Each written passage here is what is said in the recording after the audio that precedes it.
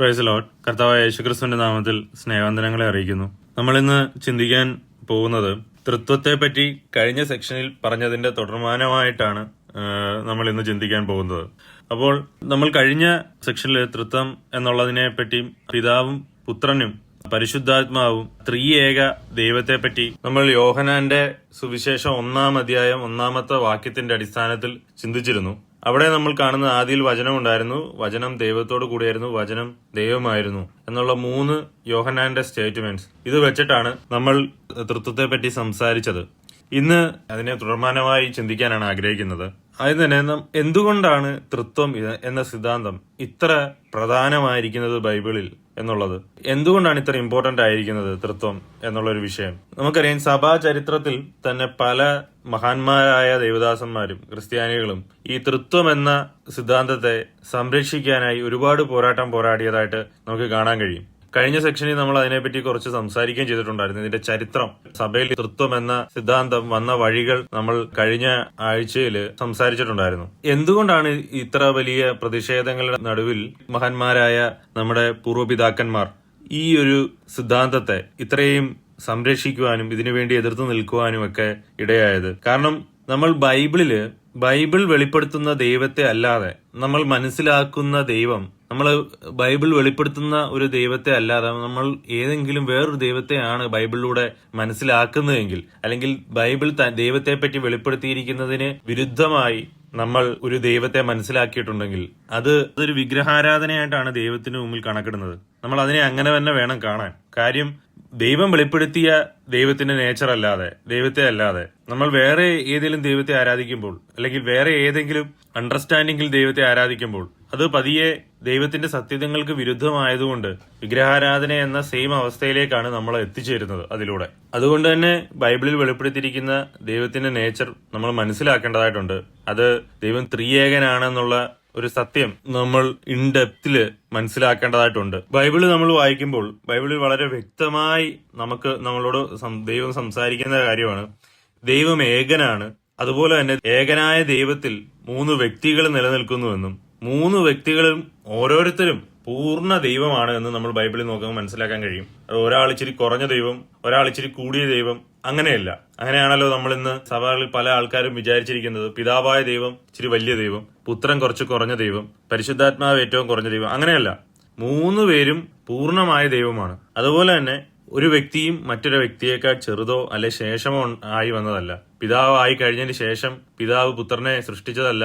പിതാവ് നിലനിൽക്കുന്നത് പോലെ തന്നെ പുത്രനും എറ്റേണലി നിലനിൽക്കുന്നതാണ്. എറ്റേണലി പുത്രനാണ്, ഒരു നിമിഷം ഉണ്ടായി വന്നതല്ല. നമ്മൾ ആദ്യം മനസ്സിലാക്കേണ്ടത്, ദൈവിക കാര്യങ്ങളെ നമ്മൾ മനുഷ്യന്റെ ഈ പെർസ്പെക്റ്റീവിൽ നിന്നല്ല നോക്കേണ്ടത്. പെട്ടെന്ന് മനുഷ്യർ ചിന്തിക്കുന്ന അപ്പനും മക്കളും എന്നുള്ള മനുഷ്യന്റെ ഒരു വ്യവസ്ഥ, ദൈവമാക്കി വെച്ചിരിക്കുന്ന ഒരു വ്യവസ്ഥ, ഇതിൽ നിന്നുകൊണ്ടാണ് ദൈവത്തിന്റെ പിതാവ് പുത്ര പരിശുദ്ധാത്മാവ് എന്നുള്ള ഒരു തലത്തിലേക്ക് ആൾക്കാർ ചിന്തിക്കുന്നത്. അങ്ങനെയല്ല ചിന്തിക്കേണ്ടത്. ഉയരത്തിൽ നിന്ന് താഴോട്ടാണ് ചിന്തിക്കേണ്ടത്. പിതാവ് പുത്ര പരിശുദ്ധാത്മാവ്, ദൈവത്തിൽ നിന്നാണ് സകലവും ഇത് ഉണ്ടായിരിക്കുന്നത്. അപ്പോൾ ഇതിൽ നിന്ന് നമ്മൾ അങ്ങോട്ട് ഷേപ്പ് ചെയ്യുകയല്ല വേണ്ടത്, മനസ്സിലാക്കിയല്ല വേണ്ടത്. സത്യത്തിൽ നിന്ന് നമ്മുടെ ഈ ലോകത്തെ മനസ്സിലാക്കിയാണ് വേണ്ടത്. ഇന്ന് പല ആൾക്കാരും ബൈബിൾ പറയുന്ന എറ്റേണൽ ട്രൂത്ത് വെച്ചിട്ടല്ല ലോകത്തെയും ദൈവത്തെയും കാണുന്നത്, മറിച്ച് അവരുടെ പോയിന്റ് ഓഫ് വ്യൂവിൽ നിന്ന് ലോകത്തെയും ദൈവത്തെയും കാണുകയാണ് ചെയ്യുന്നത്. ഇത് ഭയങ്കര ഡിഫറന്റ് ആണ്. ഒരിക്കലും ബൈബിൾ അതിനെ അനുകൂലിക്കുന്നില്ല. അതിനെ ഒരു മാനുഷിക വ്യൂ ആയിട്ടാണ് മനുഷ്യന്റെ ഇങ്ങനെയുള്ള കാഴ്ചപ്പാടിനെ കാണുന്നത്. ദൈവിക കാര്യങ്ങളെ മാനുഷികമായ രീതിയിൽ കാണപ്പെടുമ്പോഴാണ് പലപ്പോഴും അതൊരു ദൈവത്തിന് വിരോധമായ ഒരു കാഴ്ചപ്പാടായി മാറുന്നത്, അല്ലെങ്കിൽ ദൈവസങ്കല്പങ്ങൾക്കും ദൈവത്തിന്റെ യാഥാർത്ഥ്യങ്ങൾക്കും ദൈവം നമുക്ക് വെളിപ്പെടുത്തിയിരിക്കുന്ന യാഥാർത്ഥ്യങ്ങൾക്കും വിരോധമായി മാറുന്നത്. ഇതുപോലെ തന്നെ തൃത്വം എന്നതും പലപ്പോഴും ആൾക്കാർ ഒരു മാനുഷികമായ കാഴ്ചപ്പാടിൽ കാണുന്നത് കൊണ്ടാണ് അത് ഒരുപാട് തെറ്റായ വ്യാഖ്യാനങ്ങളിലേക്കും ദുരുപദേശങ്ങളിലേക്കും എത്തിക്കുന്നത്. ഇപ്പോൾ ഞാൻ പറഞ്ഞത്, ബൈബിളിൽ വ്യക്തമായി നമുക്ക് കാണാൻ കഴിയും ദൈവം ഏകനാണ്. അതുപോലെ തന്നെ ഏകനായ ദൈവത്തിൽ 3 വ്യക്തികളുണ്ട്. അതുപോലെ തന്നെ ആ 3 വ്യക്തികൾ പൂർണ്ണ ദൈവം ആണ്. പൂർണ്ണ ദൈവങ്ങളല്ല, പൂർണ്ണ ദൈവമാണ്. ഒരാള് മുമ്പോ ശേഷമോ ഉള്ളതല്ല. 3 ആളും ഈക്വൽ ആണ്. പലരും വിചാരിക്കുന്ന 3 പേഴ്സണാലിറ്റിയാണ്. അങ്ങനെയല്ല, 3 പേഴ്സൺസ് ആണ്, 3 വ്യക്തികളാണ്, ഡിസ്റ്റിങ്ക്റ്റ് പേഴ്സൺസ് ആണ്. 3 വ്യത്യസ്ത വ്യക്തികൾ തന്നെയാണ്, വ്യത്യസ്ത നേച്ചർ അല്ല. അവരിൽ 3ലും ഒരേ നേച്ചറാണ്. ദൈവം എന്ന ഒരേ നേച്ചർ ആണ് പൂർണ്ണമായിരിക്കുന്നത്. ആ ദൈവം എന്ന ഒരേ നേച്ചറാണ് അവർ ഏകനായിരിക്കുവാൻ കാരണമായിരിക്കുന്നത്. സാരാംശത്തിൽ അവർ എസൻസില് ഏകത്വം ആണ് അവരിലായിരിക്കുന്നത്. അപ്പം ഇത് ഞാൻ ഈ പറഞ്ഞ കാര്യങ്ങളാണെങ്കിലും ഒരു ഹ്യൂമൻ പെർസ്പെക്റ്റീവിൽ നിന്ന് നോക്കാതിരിക്കുക. ഈ ഹ്യൂമൻ പെർസ്പെക്റ്റീവിൽ നിന്ന് നോക്കുന്നത് ഒരു അപകടമാണ് ബൈബിളിലെ എല്ലാ സത്യങ്ങളും. അതുകൊണ്ട് പൗലോസ് തന്നെ രക്ഷയെപ്പറ്റി മാനുഷിക രീതിയിൽ പറഞ്ഞു തരുന്നുണ്ട് മനുഷ്യർക്ക്. പക്ഷെ രക്ഷയുടെ ഒരു ആത്മീക രീതി പലപ്പോഴും നമ്മുടെ മനുഷ്യന്റെ ബലഹീനതകൾ കൊണ്ട് മനസ്സിലാക്കാൻ കഴിയുന്നില്ല എന്ന് പൗലോസ് തന്നെ പറയുന്നുണ്ട്. അത് മനുഷ്യന്റെ ബലഹീനതയാണ്. ഇത്രയും രക്ഷ നമുക്ക് മനസ്സിലാക്കാൻ കഴിഞ്ഞില്ലെങ്കിൽ ഇത്രയും വലിയ ദൈവത്തെ നമുക്ക് മനസ്സിലാക്കാൻ പാടുള്ളതിൽ വലിയ യാദൃശ്ചികതയൊന്നുമില്ല. കാര്യം സ്വാഭാവികമാണ്. ദൈവത്തെ എല്ലാ വശങ്ങളിലും ഇൻ ഡെപ്തായി മനസ്സിലാക്കുക എന്നുള്ളത് ദൈവം തന്നെ നമുക്ക് റിവീൽ ചെയ്ത് തരേണ്ട, ദൈവവചനത്തിലൂടെ നമുക്ക് ബോധ്യപ്പെടുത്തി തരുന്ന കാര്യമാണ്. തീർച്ചയായിട്ടും നമ്മുടെ പൂർവ്വപിതാക്കന്മാർക്ക് ദൈവം അത് വെളിപ്പെടുത്തി കൊടുക്കുകയും അവർ നമ്മൾക്ക് വെളിപ്പെടുത്തി തന്ന കാര്യം നമ്മളും ദൈവവചനത്തിലൂടെ നോക്കുമ്പോൾ അതിനകത്ത് ഒരു വൈരുദ്ധ്യവും കാണുന്നില്ല, ഒരു തെറ്റും കാണുന്നില്ല. ദൈവം ത്രിയേകനാണ് എന്നുള്ള സാക്ഷ്യത്തെ എന്ന സിദ്ധാന്തത്തെ കൂടുതൽ ഉറപ്പിക്കുകയാണ് ചെയ്യുന്നത്. ഇപ്പോൾ തൃത്വത്തിനെതിരെ വാദിക്കുന്ന ആൾക്കാർ പറയുന്ന ഒരു പ്രധാനപ്പെട്ട കാര്യം എന്ന് പറഞ്ഞു കഴിഞ്ഞാൽ, പഴയ നിയമത്തിൽ അവർ ഏകദൈവത്തെ ആരാണല്ലോ ആരാധിക്കുന്നത്, ഇങ്ങനെ പുതിയ നിയമത്തിൽ അതെങ്ങനെ 3 വ്യക്തികളായി? അപ്പോൾ എങ്ങനെയാണ് ഈ പുതിയ നിയമത്തിൽ വന്നപ്പോൾ അത് ദൈവം ത്രിയേകനായി മാറിയത് എന്നുള്ളതാണ്. അപ്പൊ ഇതൊരു വലിയ ചോദ്യമാണ്. പക്ഷെ ആദ്യം നമ്മൾ മനസ്സിലാക്കേണ്ട കാര്യം, ദൈവം പഴയ നിയമത്തിലായാലും പുതിയ നിയമത്തിലായാലും ദൈവം ഏകനാണ്. അപ്പൊ ഏകൻ എന്നുള്ളത്, ദൈവം ഏകൻ ആകുന്നത് അവന്റെ നേച്ചറിൽ ഏകത്വമാണ്. അതായത് ഏകനായ ആ ദൈവത്തിൽ 3 വ്യക്തികൾ എന്നുള്ളതാണ് നമ്മൾക്ക് ബൈബിളിൽ മനസ്സിലാക്കാൻ കഴിയുന്നത്. അപ്പോൾ ദൈവം ഏകനല്ല എന്ന് പഴയ നിയമത്തിലാണേലും പുതിയ നിയമത്തിലാണേലും പറയുന്നില്ല. പഴയ നിയമത്തിലാണേലും നമ്മൾ അങ്ങനെ തന്നെയാണ് മനസ്സിലാക്കുന്നത്. പുതിയ നിയമത്തിലാണേലും ദൈവം ഏകനാണ് എന്നാണ് പറയുന്നത്. അതായത് ഒരു വൺ പേഴ്സൺ അല്ല, ഒരു വ്യക്തി എന്നുള്ള നിലയിലല്ല, ഒരു സബ്സ്റ്റൻസ്, എസൻസ് അല്ലെങ്കിൽ അഥവാ സാരാംശം, നേച്ചർ, ഏക നേച്ചറാണ്. അതുപോലെ തന്നെ ഏക ദൈവം 3 വ്യക്തികളിലായിരിക്കുന്നു എന്നുള്ളതാണ് നമ്മൾ മനസ്സിലാക്കുന്നത്. ഉൽപ്പത്തി പുസ്തകം അതിന്റെ 1-ാം അധ്യായത്തില് 1-ാമത്തെ വാക്യം ഇങ്ങനെ പറയുന്നു: ആദിയിൽ ദൈവം ആകാശവും ഭൂമിയും സൃഷ്ടിച്ചു. In the beginning God created the heavens and the earth. ഇവിടെ ഗോഡ് എന്നുള്ള വേർഡിന് ഹിബ്രുവിലാണ് പഴയ നിയമം മുഴുവൻ എഴുതിയിരിക്കുന്നത്. ഹിബ്രുവിൽ എഴുതിയിരിക്കുന്നുണ്ട്. ഇവിടെ ഗോഡ് എന്നുള്ള വേർഡിന് ഏലോഹിം എന്നുള്ള വേർഡാണ് ഉപയോഗിച്ചിരിക്കുന്നത്. ഈ ഏലോഹിം എന്നുള്ള വേർഡ് ഒരു പ്ലൂറൽ നൗണാണ്, ഒരു പ്ലൂറൽ വേർഡാണ്, ബഹുവചനമാണ്. അതായത് ഒന്നിൽ കൂടുതലുള്ളതിനെ സൂചിപ്പിക്കാനായിട്ട് ഉപയോഗിക്കുന്നതാണ്. ഉദാഹരണം പറയുകയാണെങ്കിൽ ഈ ഏലോഹിമിനകത്ത് IM വരുന്നത് നമ്മുടെ ഇംഗ്ലീഷില് ചിലതിന്റെ കൂടെ S ചേർക്കുന്നത് പോലെയാണ്. ഇപ്പൊ ചില ഒന്നിൽ കൂടുതലുള്ള കാര്യങ്ങളെ നമ്മൾ S സൂചിപ്പിക്കത്തില്ലേ? ചില ഉദാഹരണം പറഞ്ഞു കഴിഞ്ഞാൽ ക്യാറ്റ്സ്, പെൻസ് എന്നൊക്കെ ഉദാഹരണങ്ങളാണ്.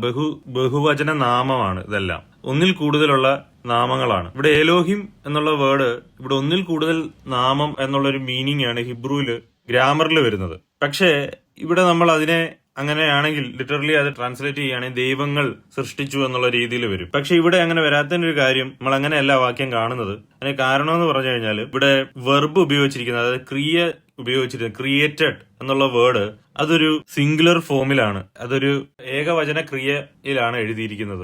കാരണം ക്രിയേറ്റഡ് എന്നുള്ള വേർഡിന് അവിടെ ഹിബ്രുവിൽ ഉപയോഗിച്ചിരിക്കുന്നത് ബാര എന്നുള്ള വേർഡാണ്. ഈ ബാര എന്നുള്ള വേർഡ് ഒരു സിംഗുലർ വേർഡാണ്. അതുകൊണ്ട് തന്നെ ഈ സിംഗുലർ വേർഡ് ആയതുകൊണ്ട്, അല്ലെങ്കിൽ ഏകവചന ക്രിയ ആയതുകൊണ്ട് അവിടെ ആയിരിക്കുന്ന ആ അസ്തിത്വത്തെ ഒരു ഏകവചനമായിട്ടാണ് പരാമർശിക്കുന്നത്. അതായത് ക്രിയ ഏകവചനമായതുകൊണ്ടും അവിടെ പരാമർശിക്കുന്ന ആ അസ്തിത്വവും അതൊരു ഏകവചനവുമായിട്ടാണ് നമുക്ക് ഈ ഹെബ്രയ ഭാഷയുടെ അടിസ്ഥാനത്തിൽ നോക്കുമ്പോൾ മനസ്സിലാക്കുന്നത്. അപ്പോൾ ഇതും എലോഹിം എന്നുള്ള വേർഡ് അവിടെ വരുന്നത് ദൈവത്തെ ഒരിക്കലും ദൈവങ്ങളാക്കുന്നില്ല, മറിച്ച് ദൈവം ഏകനാണ് എന്നുള്ളത് തന്നെയാണ് നമ്മൾ ആ ഒരു വേർഡ് കൊണ്ട് മനസ്സിലാക്കേണ്ടത്. കാരണം അത് ഉപയോഗിച്ചിരിക്കുന്ന ഒരു രീതി, ആ ഒരു ഗ്രാമർ അവിടെ അതൊരു ഏകദൈവത്തെ സൂചിപ്പിക്കുവാൻ ഉപയോഗിക്കുന്ന വെർബാണ്, അല്ലെങ്കിൽ ഒരു സിംഗുലർ നൗണിനെ സൂചിപ്പിക്കാൻ ഉപയോഗിക്കുന്ന വെർബാണ് അവിടെ ഉപയോഗിച്ചിരിക്കുന്ന വെർബ് എന്ന് പറഞ്ഞു കഴിഞ്ഞാൽ. അതുപോലെ തന്നെ ആവർത്തന പുസ്തകം അതിന്റെ 6:4 പറയുന്നു: ഇസ്രായേലെ കേൾക്ക,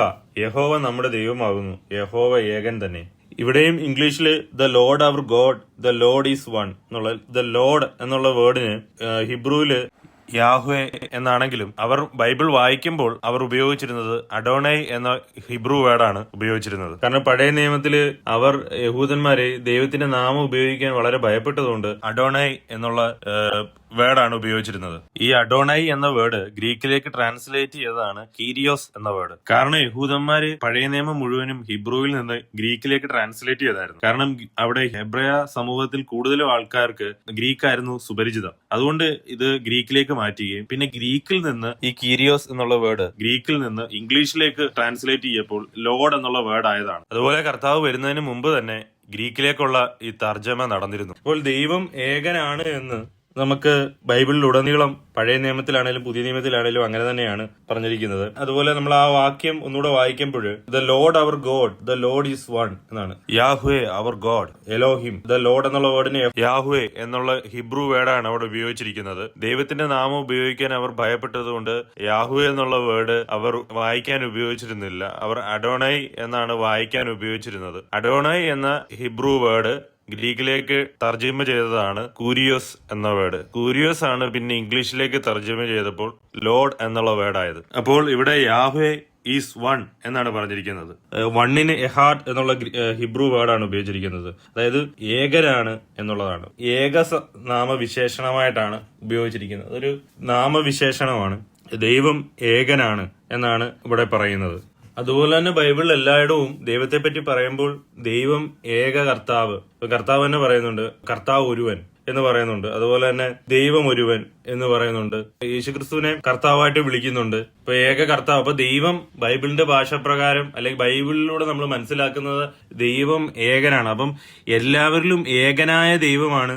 എല്ലാ 3 വ്യക്തികളിലും ഏകനായ ദൈവമാണ് നിലനിൽക്കുന്നത്. അല്ലെങ്കിൽ 3 വ്യക്തികളിലും ഒരു ഏക ദൈവം തന്നെയാണ് ആയിരിക്കുന്നത്. അപ്പൊ അങ്ങനെയാണ് നമ്മൾ അതിനെ ബൈബിളിൽ കറക്റ്റായിട്ട് മനസ്സിലാക്കുന്നത്. ഇപ്പൊ 3 വ്യക്തികളാണെങ്കിൽ ഇപ്പൊ യേശുക്രിസ്തു എത്രാമത്തെ ദൈവമാണ് എന്ന് പറയാൻ പറ്റത്തില്ല. ഏക ദൈവമാണ്. ഇപ്പൊ ട്രിനിറ്റിയിൽ രണ്ടാമനാണെന്ന് നമ്മൾ മനസ്സിലാക്കേണ്ടതിന് വേണ്ടി അതൊരു ബിബ്ലിക്കൽ അണ്ടർസ്റ്റാൻഡിങ് തന്നെയാണ്. പക്ഷെ രണ്ടാമത്തെ സ്ഥാനം എന്നല്ല. അതായത് അത് ദൈവം എന്നുള്ള തന്റെ പൊസിഷനെ കുറയ്ക്കുന്നല്ല, മറിച്ച് ദൈവം എന്നുള്ളതിൽ താനും ഫുള്ളി ദൈവമാണ്. അപ്പോൾ യേശുക്രിസ്തു രണ്ടാമത്തെ ദൈവമാണെന്നോ അല്ലെങ്കിൽ അങ്ങനെ നമ്മൾ പറയത്തില്ല. ദൈവം ഏകനാണ്. യേശുക്രിസ്തു ഏക കർത്താവും, നമ്മുടെ കർത്താവ് ഏക കർത്താവ്, നമ്മുടെ ദൈവം ഏക ദൈവം, ഇങ്ങനെയാണ് പറയുന്നത്. അപ്പോൾ ദൈവത്തെ പറ്റി പറയുമ്പോൾ ആ സബ്സ്റ്റൻസ്, ദൈവത്തിൽ നിറഞ്ഞു നിൽക്കുന്ന എസൻസ്, എല്ലാ 3 വ്യക്തികളിലും നിറഞ്ഞു നിൽക്കുന്ന എസൻസ് ഏകമായതുകൊണ്ട്, ദൈവം എന്ന നേച്ചറിൽ 3 വ്യക്തികളും ഏക നേച്ചർ, ഏക സത്ത ആയതുകൊണ്ട്, ഏക എസൻസ് ആയതുകൊണ്ട് 3 വ്യക്തികളും പറയുമ്പോൾ ഏക ദൈവമായിട്ടാണ് പറയുന്നത്. 3 വ്യക്തികളും 3 വ്യത്യസ്ത നേച്ചർ ആയിരുന്നെങ്കിൽ നമുക്ക് പറയായിരുന്നു 3 വ്യത്യസ്ത ദൈവങ്ങളാണെന്ന് പറയായിരുന്നു. പക്ഷെ 3 ആ യൂണിറ്റി വരുന്നത് ആ ഏക നേച്ചറിലാണ്, ഏകഭാവത്തിൽ ആണ്. അപ്പോൾ അതുകൊണ്ട് ദൈവത്തെ പറ്റി എപ്പോഴും പറയുമ്പോൾ ഏകൻ എന്നുള്ള രീതിയിലാണ്. കാരണം ദൈവം ഏകനാണ്. അതുപോലെ യെശയ്യാപ്രവാചകന്റെ പുസ്തകം 45:5 ഇതേ ദൈവം ഏകനാണെന്നാണ്. ഞാൻ യഹോവയാകുന്നു, മറ്റൊരുത്തനുമില്ല, ഞാനല്ലാതെ ഒരു ദൈവമില്ല. അപ്പോൾ ദൈവം ഏകനാകുന്നു എന്നുള്ള രീതിയിൽ തന്നെയാണ് ഇവിടെയും പറയുന്നത്. സിംഗുലർ ഐഡന്റിറ്റിയാണ്. അപ്പൊ ദൈവം എന്നുള്ള ആ ഒരു സബ്സ്റ്റൻസ്, ദൈവം എന്നുള്ള ആ ഒരു ഐഡന്റിറ്റിയിൽ ദൈവം ഏകനാണ്. യേശുക്രിസ്തു ദൈവമാണ്, പിതാവ് ദൈവമാണ്, പരിശുദ്ധാത്മാവ് ദൈവമാണ്. ഇപ്പൊ ഇവര് 3 ഭാവങ്ങളായിരുന്നെങ്കിൽ 3 ദൈവങ്ങളെ കാണാമായിരുന്നു. ഇവരിൽ 3ലും ഏക ദൈവമാണ്. ഇവര് 3 പാർട്ടേക്ക് ചെയ്യപ്പെട്ടിരിക്കുന്നത്, ഷെയർ ചെയ്യപ്പെട്ടിരിക്കുന്നത് ഏക ദൈവത്തിന്റെ നേച്ചറാണ്. അത് ഫുള്ളിയാണ് ആയിരിക്കുന്നത്. ഇപ്പൊ ഉദാഹരണം പറഞ്ഞു കഴിഞ്ഞാൽ, ഇപ്പൊ നമുക്ക് ഒരേ നേച്ചറുള്ള 3 ദൈവങ്ങള് വ്യത്യസ്ത ഡിഗ്രിയിലാണെങ്കിൽ, ഒരാൾ ഇച്ചിരി കൂടിയ ദൈവം, ഒരാൾ ഇച്ചിരി കുറഞ്ഞ ദൈവം, ഒരാൾ വേറൊരു ദൈവം, ഓരോരുത്തർക്കും വ്യത്യസ്ത ഇഷ്ടങ്ങൾ എന്നുള്ള അടിസ്ഥാനത്തിൽ വെച്ച് നോക്കുമ്പോഴാണെങ്കിലും നമുക്ക് 3 തന്നെ കാണാൻ പറ്റത്തുള്ളൂ. പക്ഷെ ഇവിടെ 3 പേർക്കും ഒരേ നേച്ചറും ഒരേ ലക്ഷ്യവും ഒരേ ഇച്ഛയാണുള്ളത്, ഒരേ വില്ലാണുള്ളത്, ഒരേ തീരുമാനമാണ് ഉള്ളത്. കാരണം 3 പേരിലും ഒരേ ദൈവം തന്നെയാണ്. അതുപോലെ നമ്മൾ ഈ ഹിബ്രു വേർഡ് എലോഹിം എന്നുള്ള വേർഡ് നമ്മൾ കണ്ടു. ഈ എലോഹിം ബഹുവചനമായി ഉപയോഗിക്കുന്ന മേഖലകളും ഈ ബൈബിളിലുണ്ട്.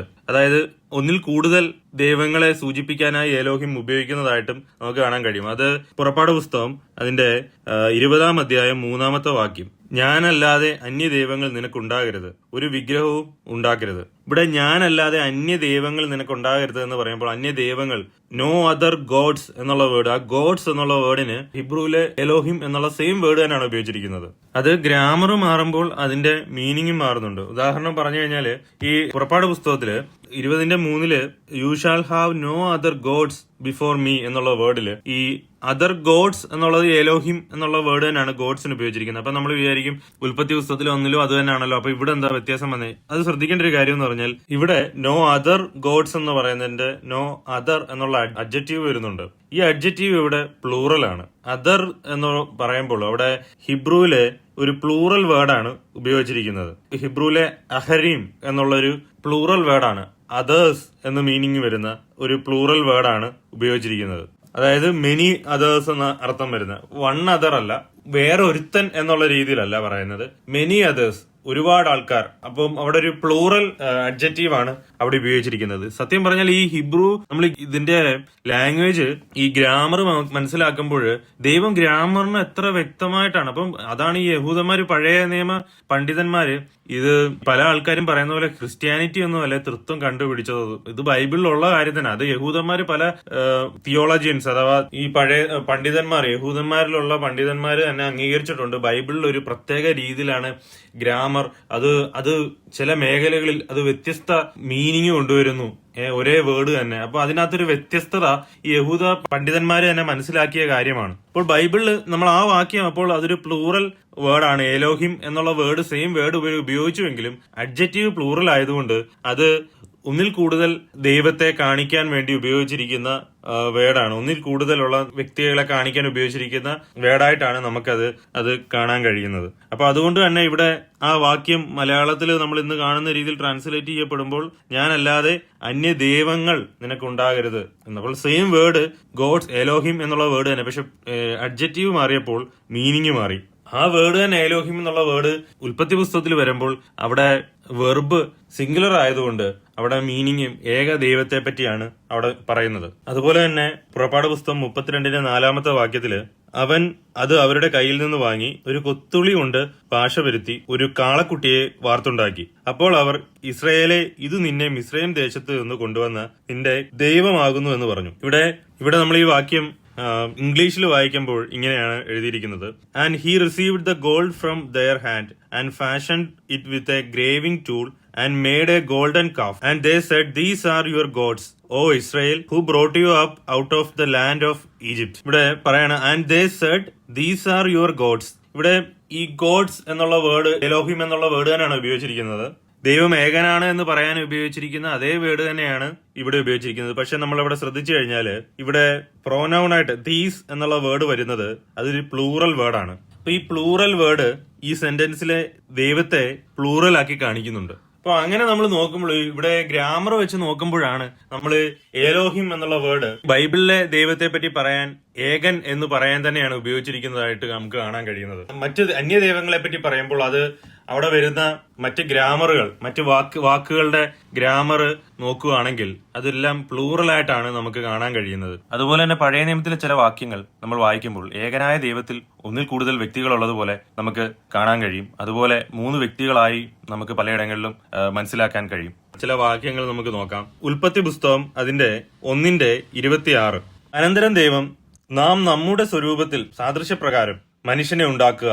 അതായത് ഇവിടെ നാം എന്നുള്ള വേറാണ് ഉപയോഗിച്ചിരിക്കുന്നത്. ഇംഗ്ലീഷിൽ let's make man in our image എന്നാണ് പറഞ്ഞിരിക്കുന്നത്. അപ്പോൾ ചിലര് പറയുന്നത് ദൂതന്മാരോടാണ് പറഞ്ഞത്, അതുകൊണ്ടാണ് നാം എന്നുള്ള വേർഡ് അവിടെ വന്നിരിക്കുന്നത് എന്ന് പറയുന്നുണ്ട്. പക്ഷേ ദൂതന്മാരുടെ സാദൃശ്യത്തിലും സ്വരൂപത്തിലും അല്ല ദൈവം നമ്മളെ സൃഷ്ടിച്ചിരിക്കുന്നത്, ദൈവത്തിന്റെ ഇമേജിലാണ്. അപ്പോൾ ദൂതന്മാരോടാണ് എന്ന് പറയുന്നത് ശരിയായ ഒരു വ്യാഖ്യാനമല്ല. അതുപോലെ തന്നെ മറ്റു പലയിടങ്ങളിലും ഇതേ ഉൽപ്പത്തിയിൽ തന്നെ പലയിടങ്ങളിലും നമുക്ക് ഇങ്ങനെ തന്നെ കാണാൻ കഴിയുന്നുണ്ട്. ഉൽപ്പത്തി 3:22 യഹോവയായ ദൈവം മനുഷ്യൻ നന്മ തിന്മകളെ അറിവാൻ തക്കവണ്ണം നമ്മിൽ ഒരുത്തനെ പോലെ ആയി തീർന്നിരിക്കുന്നു. നമ്മിൽ എന്നാണ് അവിടെ പറയുന്നത്. ഒന്നിൽ കൂടുതൽ ഉള്ള വ്യക്തികൾ ഉള്ളതുപോലെയാണ് അവിടെ പറയുന്നത്. അതുപോലെ തന്നെ ഉൽപ്പത്തി പുസ്തകം അതിന്റെ 11:7 വാക്യം: വരുവിൻ നാം ഇറങ്ങിച്ചെന്ന് അവർ തമ്മിൽ ഭാഷ തിരിച്ചറിയാതിരിപ്പാൻ അവരുടെ ഭാഷ കലക്കിക്കളക എന്ന് അരുൾ ചെയ്തു. നാം ഇറങ്ങിച്ചെന്ന് എന്നാണ് പറയുന്നത്.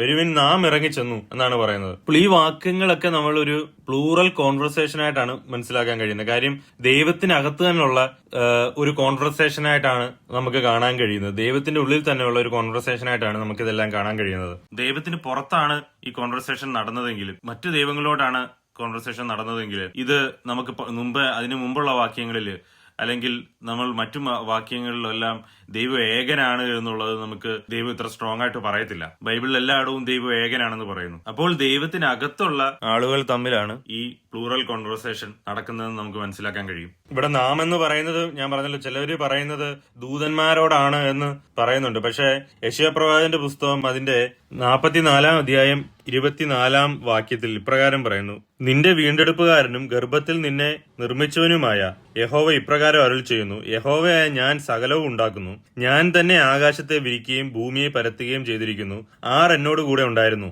അപ്പോൾ ഇത് ഇംഗ്ലീഷിൽ ഇങ്ങനെയാണ് വായിക്കുന്നത്: I am the Lord who made all things, who alone stretched out the heavens, who spread out the earth by myself. അപ്പോൾ ഞാൻ ഏകനായിരുന്നു, ഞാൻ മാത്രമായിട്ടാണ് സൃഷ്ടിച്ചുണ്ടാക്കിയിരിക്കുന്നത്. നിന്റെ വീണ്ടെടുപ്പുകാരനും ഗർഭത്തിൽ നിന്നെ നിർമ്മിച്ചവനുമായ യഹോവ ഇപ്രകാരം അരുളി ചെയ്യുന്നു, യഹോവയായ ഞാൻ സകലവും ഉണ്ടാക്കുന്നു. അപ്പോൾ ദൈവം ഒറ്റയ്ക്കാണ് സൃഷ്ടിച്ചത് എന്നാണ് നമുക്ക് മനസ്സിലാക്കാൻ കഴിയുന്നത്. അപ്പോൾ ദൈവവും ദൂതന്മാരുടെ സൃഷ്ടിച്ചതുകൊണ്ടാണ് നാം നമ്മുടെ സദൃശ്യത്തിലും സ്വരൂപത്തിലും സൃഷ്ടിക്കുക എന്ന് പറയുന്നത്.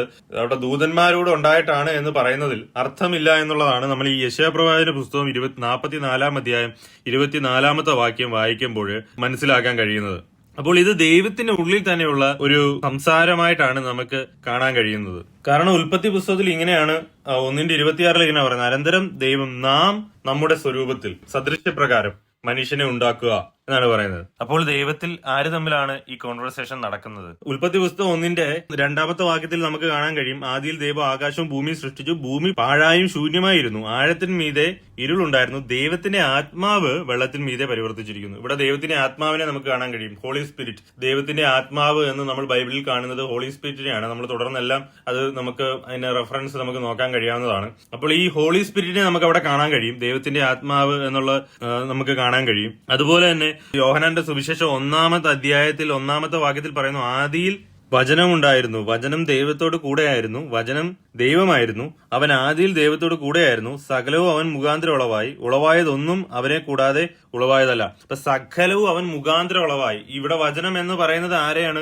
വചനം ജഡമായി തീർന്നതാണ് ക്രിസ്തു എന്ന് നമുക്ക് തുടർന്ന് നമുക്ക് കാണാൻ കഴിയും. 14 വാക്യത്തിൽ വചനം ജഡമായി തീർന്നു, കൃപയും സത്യവും നിറഞ്ഞവനായി നമ്മുടെ ഇടയിൽ പാർത്തു എന്ന് പറയുന്നു. അപ്പോൾ ഇവിടെ സകലവും അവൻ മുഖാന്തരം ഉളവായതാണെന്ന് യോഹന്നാന്റെ സുവിശേഷം 1 അധ്യായത്തിൽ പറയുന്നു. അങ്ങനെയാണെങ്കിൽ ആദിയിൽ ഭൂമിയെ സൃഷ്ടിക്കുമ്പോൾ, ആകാശവും ഭൂമിയെ സൃഷ്ടിക്കുമ്പോൾ തന്റെ കൂടെ പുത്രനുണ്ട്, പുത്രൻ മുഖാന്തരമാണ്, പുത്രനാണ് വചനം, വചനം മുഖാന്തരമാണ് സകല ഉളവായത്. അവിടെ അതുപോലെ തന്നെ ആത്മാവ് വെള്ളത്തിന് മീതെ പരിവർത്തിച്ചു എന്ന് നമുക്ക് കാണാൻ കഴിയും. അപ്പോൾ ആ ത്രിയേക ദൈവം ഒരുമിച്ച് വർക്ക് ചെയ്യുന്നത് നമുക്കിവിടെ കാണാൻ കഴിയുന്നതാണ്. അപ്പോൾ ആ തൃത്വം എന്നുള്ളത് നമുക്ക് ആ ഉൽപ്പത്തി പുസ്തകം തന്നെ അതിന്റെ 1-2 വാക്യങ്ങളിൽ നോക്കുമ്പോൾ തന്നെ അവിടെ ദൈവത്തിൽ 3 വ്യക്തികളുള്ളതായി ഒരു ഹിന്റ് കൊടുക്കുന്നതായിട്ട് നമുക്ക് കാണാൻ കഴിയും.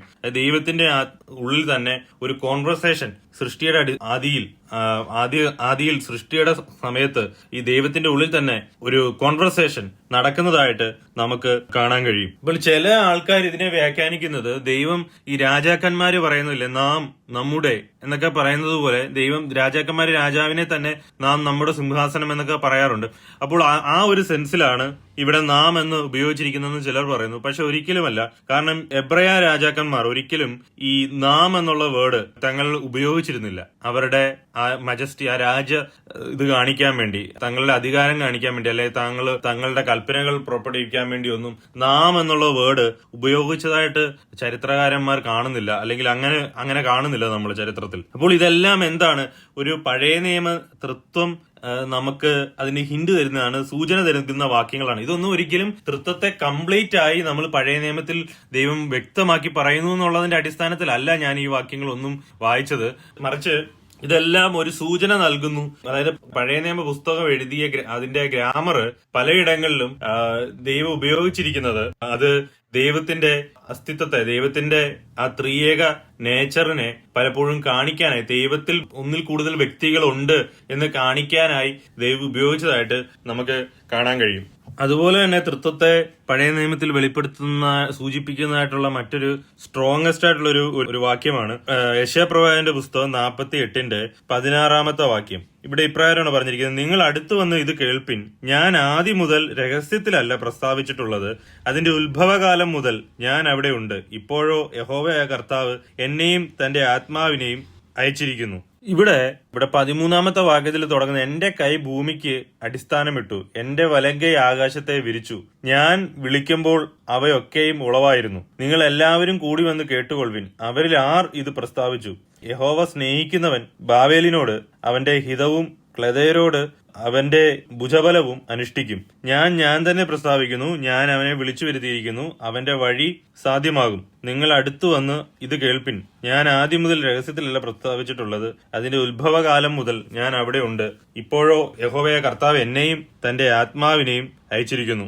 ഇവിടെ ഇത് യഹോവയായ കർത്താവ് എന്ന് നമുക്കിവിടെ കാണാൻ കഴിയും. തന്റെ ആത്മാവ് എന്നിവിടെ കാണാൻ കഴിയും. അത് ദൈവത്തിന്റെ ആത്മാവിനെ നമുക്കിവിടെ കാണാൻ കഴിയും. അതുപോലെ തന്നെ ഈ പറയുന്ന ആൾ ദൈവമായിട്ട് നമുക്ക് മനസ്സിലാക്കാൻ കഴിയുന്നത്. കാരണം 13-ാമത്തെ വാക്യം എന്റെ കൈ ഭൂമിക്ക് അടിസ്ഥാനം ഇട്ടു എന്നാണ് പറയുന്നത്. അതിനു മുമ്പ് ഈ വാക്യം, ഈ അധ്യായം തുടങ്ങുമ്പോഴും 10-ാമത്തെ വാക്യത്തിലൊക്കെ ഇതാ ഞാൻ നിന്നെ ഊതി കഴിച്ചിരിക്കുന്നു, വെള്ളിയെ പോലെ അല്ലതാനും, ഞാൻ നിന്നെ കഷ്ടതയുടെ ചൂളയിൽ ആകുന്നു ശോധന കഴിച്ചത്, എന്റെ നിമിത്തം തന്നെ ഞാൻ അത് ചെയ്യും, എന്റെ നാമം അശുദ്ധി ആയി തീരുന്നത് എങ്ങനെ, ഞാൻ എന്റെ മഹത്വം മറ്റൊരുത്തിനും കൊടുക്കുകയില്ല.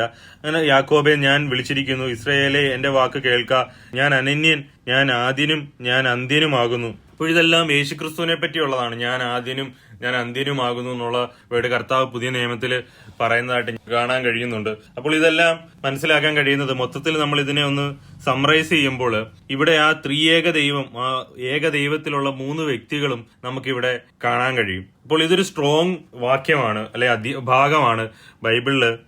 ആ ത്രിയേക ദൈവം പഴയ നിയമത്തിൽ നമുക്ക് കാണാൻ കഴിയുന്നതിന്റെ ഒരു ഹിന്റായി, ഒരു സൂചനയായിട്ട് നമുക്ക് എടുക്കാൻ കഴിയുന്ന ഒരു വാക്യമാണ് ഈ പറയുന്ന ഈശയ്യാ പ്രവാചകന്റെ പുസ്തകം 48-ന്റെ 16-ാമത്തെ വാക്യം. അതുപോലെ തന്നെ സങ്കീർത്തനം 110-1 യഹോവ എന്റെ കർത്താവിനോട് അരുളിച്ചെയ്തത്, ഞാൻ നിന്റെ ശത്രുക്കളെ നിന്റെ പാദപീഠത്തിലാക്കുവോളം നീ എന്റെ വലതുഭാഗത്തിരിക്കുക. അപ്പോൾ ഇത് കർത്താവിനെ പറ്റിയാണ് പറയുന്ന ഒരു പ്രവചനമായിട്ടാണ് നമുക്കിത് കാണാൻ കഴിയുന്നത്. കാരണം കർത്താവ് യേശുക്രിസ്തു ഇത് മത്തായിയുടെ സുവിശേഷം 22-ാം അധ്യായത്തില് അതിന്റെ 41 മുതലുള്ള വാക്യത്തിൽ ഇത് കർത്താവ് കോട്ട് ചെയ്യുന്നുണ്ട്. നമുക്ക് പരീശന്മാരോട് സംസാരിക്കുമ്പോൾ, പരീശന്മാർ ഒരുമിച്ച് കൂടിയിരിക്കുമ്പോൾ യേശു അവരോട്, ക്രിസ്തുവിനെ കുറിച്ച് നിങ്ങൾക്ക് എന്ത് തോന്നുന്നു? അവൻ ആരുടെ പുത്രൻ എന്ന് ചോദിച്ചു. ദാവീദിന്റെ പുത്രൻ എന്ന് അവർ പറഞ്ഞു. അവൻ അവരോട്, എന്നാൽ ദാവീദ് ആത്മാവിൽ അവനെ കർത്താവ് എന്ന് വിളിക്കുന്നത് എങ്ങനെ? ഞാൻ നിന്റെ ശത്രുക്കളെ നിന്റെ പാദപീഠം ആക്കുവോളം എന്റെ വലതുഭാഗത്ത് ഇരിക്കുക എന്ന് കർത്താവ് എന്റെ കർത്താവിനോട് അരുളിച്ചെയ്തു എന്ന് അവൻ പറയുന്നുവല്ലോ. ദാവീദ് അവനെ കർത്താവ് എന്ന് പറയുന്നുവെങ്കിൽ അവന്റെ പുത്രൻ ആകുന്നത് എങ്ങനെയെന്ന് ചോദിച്ചു. അപ്പോൾ ഇവിടെ കർത്താവ് ദാവീദിന്റെ കർത്താവാണ് താനെന്ന് കർത്താവ് പറയുന്നതായിട്ടാണ് നമുക്കിവിടെ കാണാൻ കഴിയുന്നത്. അപ്പോൾ ഇവിടെ കർത്താവ് കോട്ട് ചെയ്ത വാക്യം എന്ന് പറഞ്ഞാൽ സങ്കീർത്തനം അതിന്റെ 110-ന്റെ 1-ാമത്തെ വാക്യമാണ്. ഇവിടെ ദാവീദ് ആത്മാവിൽ കർത്താവ് എന്ന് ക്രിസ്തുവിനെ വിളിച്ചതായിട്ടാണ് യേശു കർത്താവ് അത് കോട്ട് ചെയ്യുന്നത്. അപ്പോൾ നമുക്ക് പഴയ നിയമത്തിൽ നോക്കിക്കഴിഞ്ഞാൽ പിതാവായ ദൈവത്തെയും പുത്രനെയും കാണാൻ കഴിയും, പുത്രനായ യേശു ക്രിസ്തുവിനെയും കാണാൻ കഴിയും. ദാവീദിന്റെ സങ്കീർത്തനത്തിലെ ഈ വാക്യത്തിലൂടെ നമുക്കത് കാണാൻ കഴിയും. അതുപോലെ തന്നെ യെശയ്യാ പ്രവാചകന്റെ പുസ്തകം 63-ന്റെ 10-ാമത്തെ വാക്യം. ഇവിടെ പരിശുദ്ധാത്മാവിൻ എന്നൊരു വ്യക്തിയാണെന്നുള്ള രീതിയിൽ കൃത്യമായിട്ടുള്ളൊരു വാക്യമാണിത്.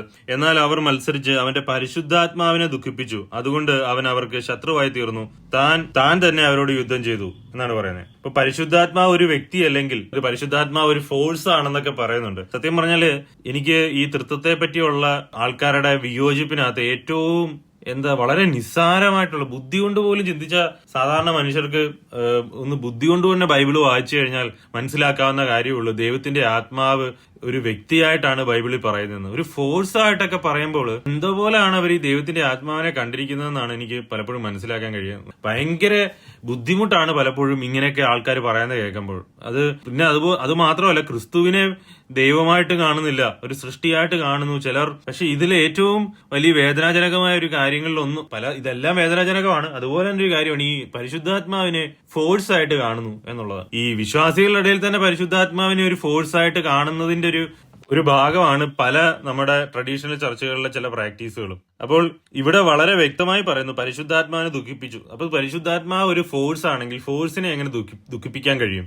ഒരു വ്യക്തി അല്ലെങ്കിൽ ഒരു ഫോഴ്സിനെ ദുഃഖിപ്പിക്കാൻ കഴിയുമോ എന്നുള്ളത് പഴയ നിയമത്തിൽ നിന്നാണ് നമ്മൾ ഈ വാക്യങ്ങളെല്ലാം എടുത്തിരിക്കുന്നത്. പഴയ നിയമത്തിലാണ് ഇത്രയും വാക്യങ്ങൾ പറയുന്നതെന്ന് നമ്മൾ നോക്കണം. അപ്പോൾ നമ്മൾ ഈ പഴയ നിയമത്തിൽ നിന്ന് ഈ വാക്യങ്ങളൊക്കെ എടുക്കുമ്പോഴും ഉൽപ്പത്തി പുസ്തകം എഴുതുന്ന മോശയാണെങ്കിലും അത് കഴിഞ്ഞ് ഈ സങ്കീർത്തനക്കാരനാണെങ്കിലും സങ്കീർത്തനം എഴുതുന്ന ദാവീദാണെങ്കിലും യെശയ്യാ പ്രവാചകന്റെ പുസ്തകത്തിലാണെങ്കിലും ഇതെല്ലാം എഴുതുമ്പോൾ ഇവർക്ക് ഈ തൃത്വം എന്നുള്ള ആ ഒരു സിദ്ധാന്തം അത് ആ ഒരു ഡോക്ട്രിൻ അതിന്റെ കംപ്ലീറ്റ് സെൻസിൽ ഇൻ ഡെപ്തില് മനസ്സിലാക്കുകയോ ഫുള്ളി മനസ്സിലാക്കുകയോ ചെയ്തിട്ടില്ല. കാരണം ദൈവം അവർക്ക് ഈ പറയുന്ന കാര്യങ്ങൾ ദൈവത്തിന്റെ ആത്മാവിലൂടെ അവർ എഴുതപ്പെട്ടു എന്നുള്ളതാണ് മനസ്സിലാക്കാൻ കഴിയുന്നത്. അല്ലാതെ ഇതിന്റെ ഒരു ഡെപ്ത് പുതിയ നിയമത്തിൽ നമ്മൾ തൃത്വം മനസ്സിലാക്കുന്നത് പോലെ പഴയ നിയമത്തിൽ തീർച്ചയായിട്ടും നമുക്ക് അത് പഴയ നിയമ വിശുദ്ധന്മാർക്ക് ദൈവം അത്ര പുതിയ നിയമത്തിൽ വെളിപ്പെടുത്തിയതുപോലെ വെളിപ്പെടുത്തുന്നതായിട്ട് നമുക്ക് കാണാൻ കഴിയത്തില്ല. അപ്പോൾ ഇത്രയും വാക്യങ്ങളും ഈ പറയുന്ന പഴയ നിയമത്തില് ഈ തൃത്വം എന്നുള്ളതിനെ നമുക്ക് സൂചിപ്പിക്കുന്നതായിട്ടുള്ള ഭാഗങ്ങളായിട്ടാണ് നമ്മൾ ഇതിനെ എല്ലാം കാണുന്നത്. അപ്പോൾ എന്തുകൊണ്ടാണ് പഴയ നിയമത്തില് ഈ ദൈവം ഇതിന്റെ കൂടുതൽ വ്യക്തമാക്കിയില്ല, തൃത്വത്തെ പറ്റി കൂടുതൽ ആഴത്തിൽ മനസ്സിലാക്കിച്ചു കൊടുത്തില്ല എന്നുള്ളതിന്റെ ഒരു കാരണം എന്ന് പറഞ്ഞു കഴിഞ്ഞാല് ദൈവം അങ്ങനെയാണ് ദൈവത്തെ തന്നെ വെളിപ്പെടുത്തുന്നത്. അതിനൊരു കാരണം എന്ന് പറഞ്ഞു കഴിഞ്ഞാല് എബ്രായ ലേഖനം അതിന്റെ 1-ാം അധ്യായം 1-ാമത്തെ വാക്യം ഇങ്ങനെ പറയുന്നു: ദൈവം പണ്ട് ഭാഗമായിട്ടും വിവിധമായിട്ടും പ്രവാചകന്മാർ മുഖാന്തരം പിതാക്കന്മാരോട് അരുൾ ചെയ്തിട്ട് ഈ അന്ത്യകാലത്ത് പുത്രൻ മുഖാന്തരം നമ്മോട് അരുൾ ചെയ്തിരിക്കുന്നു. ഈ ദൈവം പണ്ട് ഭാഗമായിട്ട് വിവിധമായിട്ട് പ്രവാചകന്മാർ മുഖാന്തരവും പിതാക്കന്മാരോട് അരുൾ ചെയ്തു എന്നാണ് പറയുന്നത്. അപ്പോൾ ദൈവം പഴയ നിയമത്തിൽ ഭാഗമായിട്ടാണ് ദൈവത്തെ തന്നെ വെളിപ്പെടുത്തുന്നത്. ഇപ്പോൾ ഉൽപ്പത്തി പുസ്തകത്തിൽ നമ്മൾ ദൈവത്തെ കാണുന്നതും ദൈവം തന്നെ തുടർന്ന് വെളിപ്പെടുത്തുന്നതും ഒരു പ്രോഗ്രസ് ഉണ്ട്, അതിലൊരു വളർച്ച ഉള്ളതായിട്ട് നമുക്ക് കാണാൻ കഴിയും. ദൈവം കൂടുതൽ റിവീൽ ചെയ്യുന്നതായിട്ടാണ് നമുക്ക് കാണാൻ കഴിയുന്നത്. അങ്ങനെയാണ് ദൈവത്തിനെ പറ്റി ബൈബിളിലൂടെ ദൈവത്തിന്റെ വിശുദ്ധന്മാർക്ക് ദൈവം വെളിപ്പെടുത്തി കൊടുത്തത്. അങ്ങനെയാണ്. അത് മാത്രമല്ല, പഴയ നിയമത്തിൽ ദൈവത്തിന്റെ ജനങ്ങളെ ഒരു മോണോത്തസ്റ്റിക് വേയിൽ തന്നെയാണ് മനസ്സിലാക്കി കൊടുത്തിട്ടുള്ളത്. ഏകദൈവമായിട്ട് തന്നെ, ഏകദൈവ വിശ്വാസമായിട്ട്. പുതിയ നിയമത്തിലും നമ്മൾ ഏകദൈവ വിശ്വാസമാണ്. പക്ഷെ ഞാൻ ആദ്യം അതാണ് വാക്യത്തിൽ നിന്ന് പറഞ്ഞത്. പക്ഷെ ഈ ഏകദൈവത്തിൽ 3 വ്യക്തികളുണ്ട് എന്നുള്ളത് ഇൻ ഡെപ്ത് ആയിട്ടൊന്നും, അല്ലെങ്കിൽ അങ്ങനെ 3 വ്യക്തികളുണ്ട് എന്നുള്ളത് പഴയ നിയമത്തിലെ സാധാ വിശ്വാസികൾക്ക് മനസ്സിലാക്കിയിരുന്നിട്ടില്ല. പക്ഷെ ദൈവം ചില വ്യക്തികൾക്ക് ദൈവത്തിന്റെ ആത്മാവിലൂടെ ഒരു സൂചന നൽകിയതായിട്ട് നമുക്ക് കാണാൻ കഴിയും. അതാണ് ദൈവവചനത്തിലൂടെ നമ്മൾ ഇപ്പോൾ ഈ പഴയ നിയമത്തിലെ തന്റെ വിശുദ്ധന്മാർ എഴുതിയിരിക്കുന്ന ഭാഗങ്ങളിൽ നിന്ന് നമ്മൾ വിവരിച്ചത്. ഇപ്പോൾ ഇസ്രായേൽ ജനങ്ങളോട് എല്ലാവരുടെ മേലും ദൈവത്തിന്റെ ആത്മാവ് ഇരുന്ന് സംസാരിച്ചതായിട്ട് നമുക്ക് കാണാൻ കഴിയുന്നില്ല. കാരണം ഇന്ന് നമ്മൾ എത്തിയിരിക്കുന്ന പോലെ വിശ്വസിക്കുന്ന എല്ലാവർക്കും ദൈവത്തിന്റെ ആത്മാവിന്റെ വാഗ്ദത്തം പഴയ നിയമത്തിൽ ഒരു സ്ഥിരമായിരിക്കുന്നതായിട്ട് നമുക്ക് കാണാൻ കഴിയുന്നില്ല. അപ്പൊ അതുകൊണ്ട് തന്നെ ദൈവത്തെ അവർ പുറമേ മനസ്സിലാക്കുമ്പോൾ ദൈവം ഏകനാണ് എന്നുള്ളൊരു സെൻസിൽ മാത്രം മനസ്സിലാക്കാനാണ് ദൈവം ആഗ്രഹിച്ചത്. ദൈവത്തിന്റെ പുത്രനിലൂടെ നമ്മൾക്ക് രക്ഷ തന്നിട്ട് നമ്മുടെ ഉള്ളിൽ ദൈവത്തിന്റെ ആത്മാവിനെ ആക്കിയിട്ടാണ് ദൈവം ത്രിയേകൻ എന്നുള്ള വ്യക്തമായ ഒരു പ്രദർശനത്തിലേക്ക് ദൈവത്തിന്റെ വചനത്തിലൂടെ ദൈവത്തിന്റെ ആത്മാവ് ചെയ്യുന്നത്. അത് പുതിയ നിയമത്തിലാണ് ചെയ്യുന്നത്. പഴയ നിയമത്തിൽ അങ്ങനെ ഇസ്രായേൽ ജനങ്ങളോട് ദൈവം 3 പറഞ്ഞായിരുന്ന അവർ 3 ദൈവങ്ങളായിട്ട് തന്നെ സെപ്പറേറ്റ് ആരാധിക്കാൻ തുടങ്ങിയിനി. അപ്പോൾ അവർക്കത് മനസ്സിലാക്കാൻ ബുദ്ധിമുട്ടായേനി. പക്ഷെ ദൈവത്തിന്റെ ആത്മാവുള്ള ചില വ്യക്തികളിൽ ദൈവം കൊടുത്ത ഹിന്റിനനുസരിച്ചാണ് നമ്മൾ ഇന്ന് വായിച്ചത്. അപ്പോൾ പുതിയ നിയമത്തിലാണ് ഒരു ബ്രോഡർ വേയില് നമ്മൾ തൃത്വത്തെ പറ്റി മനസ്സിലാക്കുന്നത്. ഇനി പുതിയ നിയമത്തിൽ പുത്രനിലൂടെയും ദൈവത്തിന്റെ ആത്മാവിലൂടെയും സഭ മനസ്സിലാക്കുന്നത് കുറച്ചുകൂടെ ആഴമേറിയ തൃത്വത്തിന്റെ ഭാഗങ്ങളാണ് മനസ്സിലാക്കുന്നത്. കാര്യം പുതിയ നിയമത്തിൽ തൃത്വത്തെക്കുറിച്ച് ദൈവം കൂടുതൽ വെളിപ്പെടുത്തുന്നതായിട്ടും സ്ട്രോങ് ആയിട്ട് ദൈവത്തിന്റെ ആത്മാവിനാൽ ദൈവത്തിന്റെ സഭയ്ക്ക് വെളിപ്പെടുത്തുന്നതായിട്ടും നമുക്ക് കാണാൻ കഴിയും. മർക്കോസിന്റെ സുവിശേഷം 12-ാം അധ്യായം 29-ാമത്തെ വാക്യം: അതിന് യേശു, എല്ലാറ്റിലും മുഖ്യ കൽപ്പനയോ ഇസ്രയേലെ കേൾക്കാൻ നമ്മുടെ ദൈവമായ കർത്താവ് ഏക കർത്താവ്. ഇംഗ്ലീഷിൽ പറഞ്ഞിരിക്കുന്നത് Jesus answered, the first is hear O Israel, the Lord our God, the Lord is one എന്നാണ് പറഞ്ഞിരിക്കുന്നത്. അപ്പോൾ നമ്മുടെ ദൈവമായ കർത്താവ് ഏക കർത്താവ് എന്നാണ് കർത്താവ് യേശു പറഞ്ഞത്. അത് കർത്താവ് തന്നെ യോഹന്നാന്റെ സുവിശേഷം 10:30 പറയുന്നു, ഞാനും പിതാവും ഒന്നാകുന്നു എന്ന് പറയുന്നു. 33 യഹൂദന്മാർ അവനോട്, നല്ല പ്രവൃത്തി നിമിത്തമല്ല ദൈവദൂഷണം നിമിത്തവും നീ മനുഷ്യനായിരിക്കെ നിന്നെ തന്നെ ദൈവമാക്കുന്നത് കൊണ്ടത്രേ ഞങ്ങൾ നിന്നെ കല്ലെറിയുന്നു എന്ന് ഉത്തരം പറഞ്ഞു. അപ്പോൾ ഈ യോഹന്നാന്റെ സുവിശേഷം 10:30 പറയുന്നു, ഞാനും ദൈവവും ഒന്നാകുന്നു എന്ന് പറയുന്നു. ഇപ്പോൾ യേശുക്രിസ്തു ദൈവമല്ല എന്ന് പല വാദങ്ങളും തൃത്വത്തിനെതിരായിട്ട്, പല ആൾക്കാരും തൃത്വത്തിനെതിരായിട്ട് യേശുക്രിസ്തു ദൈവമല്ല എന്ന് പറയുന്നുണ്ട്. പക്ഷെ നമുക്കിവിടെ കാണാൻ കഴിയുന്നത് ആദ്യം ഞാൻ പറഞ്ഞ വാക്യം മർക്കോസിന്റെ സുവിശേഷം അതിന്റെ 12:29 ഇപ്രകാരം പറഞ്ഞിരിക്കുന്നു, അതിന് യേശു, എല്ലാറ്റിലും മുഖ്യ കൽപ്പനയോ ഇസ്രയേലെ കേൾക്കാൻ നമ്മുടെ ദൈവമായ കർത്താവ് ഏക കർത്താവ്. ഇപ്പോൾ ദൈവമായ കർത്താവ് ഏക കർത്താവ്, ഏക ദൈവം. ഈ ഏക ദൈവം എന്ന് എന്തിനാ ഇത്ര പലയിടങ്ങളിലും വളരെ വ്യക്തമായി പറയുന്നതെന്ന് പറഞ്ഞു കഴിഞ്ഞാല്, ദൈവത്തിന്റെ ആഗ്രഹം ദൈവത്തിന് നമ്മൾ ദൈവത്തെ യഥാർത്ഥമായി മനസ്സിലാക്കി തന്നെ വർഷിപ്പ് ചെയ്യണം എന്നുള്ളതാണ്. അപ്പോൾ പഴയ നിയമത്തിൽ അത് ഏക ദൈവത്തിൽ വർഷിപ്പ് ചെയ്യുമ്പോൾ കുഴപ്പമില്ല, അവിടെ ഈ ട്രിനിറ്റി മനസ്സിലാക്കിക്കൊണ്ട് ഒരാൾ വർഷിപ്പ് ചെയ്യണമല്ലോ. പക്ഷെ പുതിയ നിയമത്തിലൂടെ ആ ക്രിസ്തുവിലൂടെയും പരിശുദ്ധാത്മാവിലൂടെയും വെളിപ്പെടുത്തുമ്പോൾ അവിടെ ദൈവത്തെ പറ്റി ഒരു വലിയ അണ്ടർസ്റ്റാൻഡിങ് ദൈവം തന്നെ വെളിപ്പെടുത്തിയിട്ടുണ്ട്. അപ്പോൾ നമ്മുടെ വർഷിപ്പും നമ്മുടെ സാൽവേഷന്റെ കാര്യങ്ങളും നമ്മുടെ രക്ഷയുടെ കാര്യവും എല്ലാം കൂടുതൽ മനസ്സിലാക്കാൻ വേണ്ടിയാണ്. കാരണം പുത്രനിലൂടെയും ദൈവത്തിന്റെ ആത്മാവിലൂടെയാണ് രക്ഷ നമ്മളിൽ നടക്കുന്നത്. ഒന്ന്, പുത്രനിലൂടെ നമുക്ക് സമാധാനം നമുക്ക് പുത്രനിലൂടെയാണ് ലഭിച്ചത്. അതുപോലെ നമ്മളിൽ ആ ട്രാൻസ്ഫോർമേഷൻ നടക്കുന്നത് ദൈവത്തിന്റെ ആത്മാവിലൂടെയാണ്. ഈ 3 വ്യത്യസ്ത ശുശ്രൂഷകളും 3 വ്യക്തികളെ കുറിച്ചും നമ്മൾ മനസ്സിലാക്കേണ്ടതായിട്ടുണ്ട്. അതുകൊണ്ട് അത് തൃത്വം കൂടുതൽ മനസ്സിലാക്കേണ്ടതിന്റെ ആവശ്യം അതുകൊണ്ടാണ്. അപ്പോൾ ഇവിടെ മർക്കോസിന്റെ സുവിശേഷം 12:29 എല്ലാറ്റിലും മുഖ്യ കൽപ്പനയോ ഇസ്രായേലെ കേൾക്കാൻ നമ്മുടെ ദൈവമായ കർത്താവ് ഏക കർത്താവ്. ഈ മർക്കോസിന്റെ സുവിശേഷത്തിൽ കർത്താവ് യേശുക്രിസ്തുവാണ് പറയുന്നത്. യോഹന്നാന്റെ സുവിശേഷം 20:28 വരുമ്പോൾ ഇവിടെ ഒരു വാക്യം നമുക്ക് കാണാം. യോഹന്നാന്റെ സുവിശേഷം 20:28 വരുമ്പോൾ തോമസ് അവനോട് എന്റെ കർത്താവും എന്റെ ദൈവവുമായുള്ളവേ എന്ന് ഉത്തരം പറഞ്ഞു. ഇവിടെ പറഞ്ഞിരിക്കുന്നത് Thomas answered and said unto him my lord and my god എന്നാണ് പറയുന്നത്. ഇവിടെ കർത്താവായ യേശുക്രിസ്തു പറഞ്ഞത് എന്താണ്? നമ്മുടെ കർത്താവ് ഏകൻ എന്ന് പറഞ്ഞു. അതുപോലെ തന്നെ ഇവിടെ കർത്താവായ യേശുക്രിസ്തുവിനെ കണ്ട തോമസ് എന്താണ് പറഞ്ഞത്? എന്റെ കർത്താവും ദൈവവുമായുള്ളവനെ എന്ന് പറഞ്ഞു. അപ്പൊ യേശുക്രിസ്തു ദൈവമല്ല എങ്കിൽ, ഒരു സൃഷ്ടിയാണ് എങ്കിൽ, തോമസ് അവിടെ ചെയ്തത് പാപമല്ലേ? കാരണം സൃഷ്ടിയെ നമസ്കരിക്കാൻ പറ്റത്തില്ലല്ലോ. തോമസ് അവിടെ ചെയ്തത് സിന്നായി മാറും. പക്ഷെ കർത്താവ് തോമസിനെ എതിർക്കുന്നത് ഒന്നും നമുക്ക് കാണാൻ കഴിയുന്നില്ല. കർത്താവ് ആ നമസ്കാരം അംഗീകരിച്ചതായി, ആ വർഷിപ്പ് അംഗീകരിച്ചതായിട്ടും സ്വീകരിച്ചതായിട്ടുമാണ് നമുക്കിവിടെ കാണാൻ കഴിയുന്നത്. അപ്പോൾ ഇവിടെ രണ്ടിടത്തും മർക്കോസിന്റെ സുവിശേഷം എടുത്തും ലോഡ് എന്നുള്ള വേർഡും ഇവിടെ യോഹന്നാന്റെ സുവിശേഷത്തിൽ ഉപയോഗിച്ചിരിക്കുന്ന ലോഡ് എന്നുള്ള വേർഡും സെയിം വേർഡാണ്. കെരിയോസ് എന്നുള്ള ഗ്രീക്ക് വേർഡാണ് രണ്ടിടത്തും ഉപയോഗിച്ചിരിക്കുന്നത്. അതുപോലെ തന്നെ ഗോഡ് എന്നുള്ളതിന് വേണ്ടിയും തിയോസ് എന്നുള്ള ഗ്രീക്ക് വേർഡാണ് ഉപയോഗിച്ചിരിക്കുന്നത്. അപ്പോൾ തോമസ് യേശുക്രിസ്തുവിനെ ദൈവം എന്നുള്ള സെയിം വേർഡ് തന്നെ ഉപയോഗിച്ചിട്ടാണ് പറയുന്നത്. The Lord and my god എന്നാണ് പറയുന്നത്.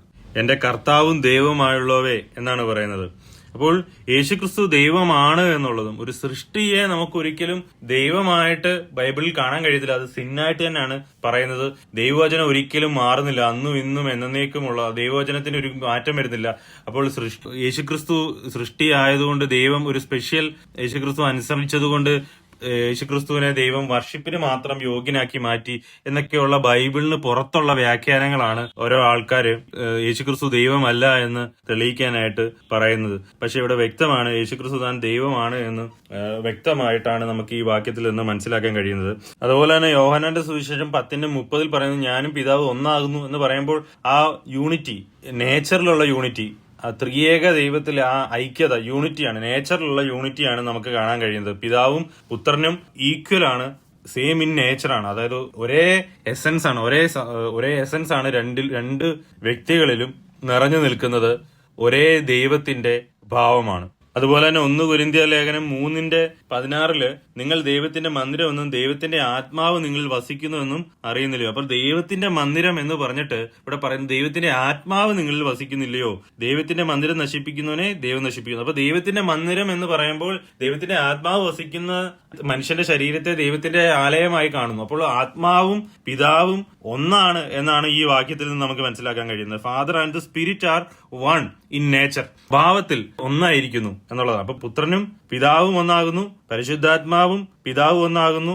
ഇനി റോമാലേഖനം 8:9 ഇപ്രകാരം പറയുന്നു, നിങ്ങളോ ദൈവത്തിന്റെ ആത്മാവ് നിങ്ങൾ വസിക്കുന്നു എന്ന് വരികിൽ ജഡസ്വഭാവമുള്ളവരല്ല ആത്മസ്വഭാവമുള്ളവരത്രേ. ക്രിസ്തുവിന്റെ ആത്മാവില്ലാത്തവൻ അവനുള്ളവനല്ല. അപ്പൊ ക്രിസ്തുവിന്റെ ആത്മാവ് എന്നിവിടെ പറയുമ്പോൾ അതും ഹോളി സ്പിരിറ്റിനെ തന്നെയാണ് പറയുന്നത്. അപ്പോൾ ഇവിടെ 3 വാക്യങ്ങൾ നമുക്ക് മനസ്സിലാക്കുന്നത് പിതാവും പുത്രനും ഒന്നാകുന്നു, അതുപോലെ തന്നെ പിതാവും പരിശുദ്ധാത്മാവും ഒന്നാകുന്നു, അതുപോലെ തന്നെ പുത്രനും പരിശുദ്ധാത്മാവും ഒന്നാകുന്നു. ഇനി യോഹന്നാന്റെ സുവിശേഷം 14:16 നമ്മൾ വായിക്കുമ്പോൾ ഇങ്ങനെയാണ് വായിക്കുന്നത്, എന്നാൽ ഞാൻ പിതാവിനോട് ചോദിക്കും, അവൻ സത്യത്തിന്റെ ആത്മാവ് എന്ന മറ്റൊരു കാര്യസ്ഥനെ എന്നേക്കും നിങ്ങളോട് കൂടെ ഇരിക്കേണ്ടതിന് നിങ്ങൾക്ക് തരും.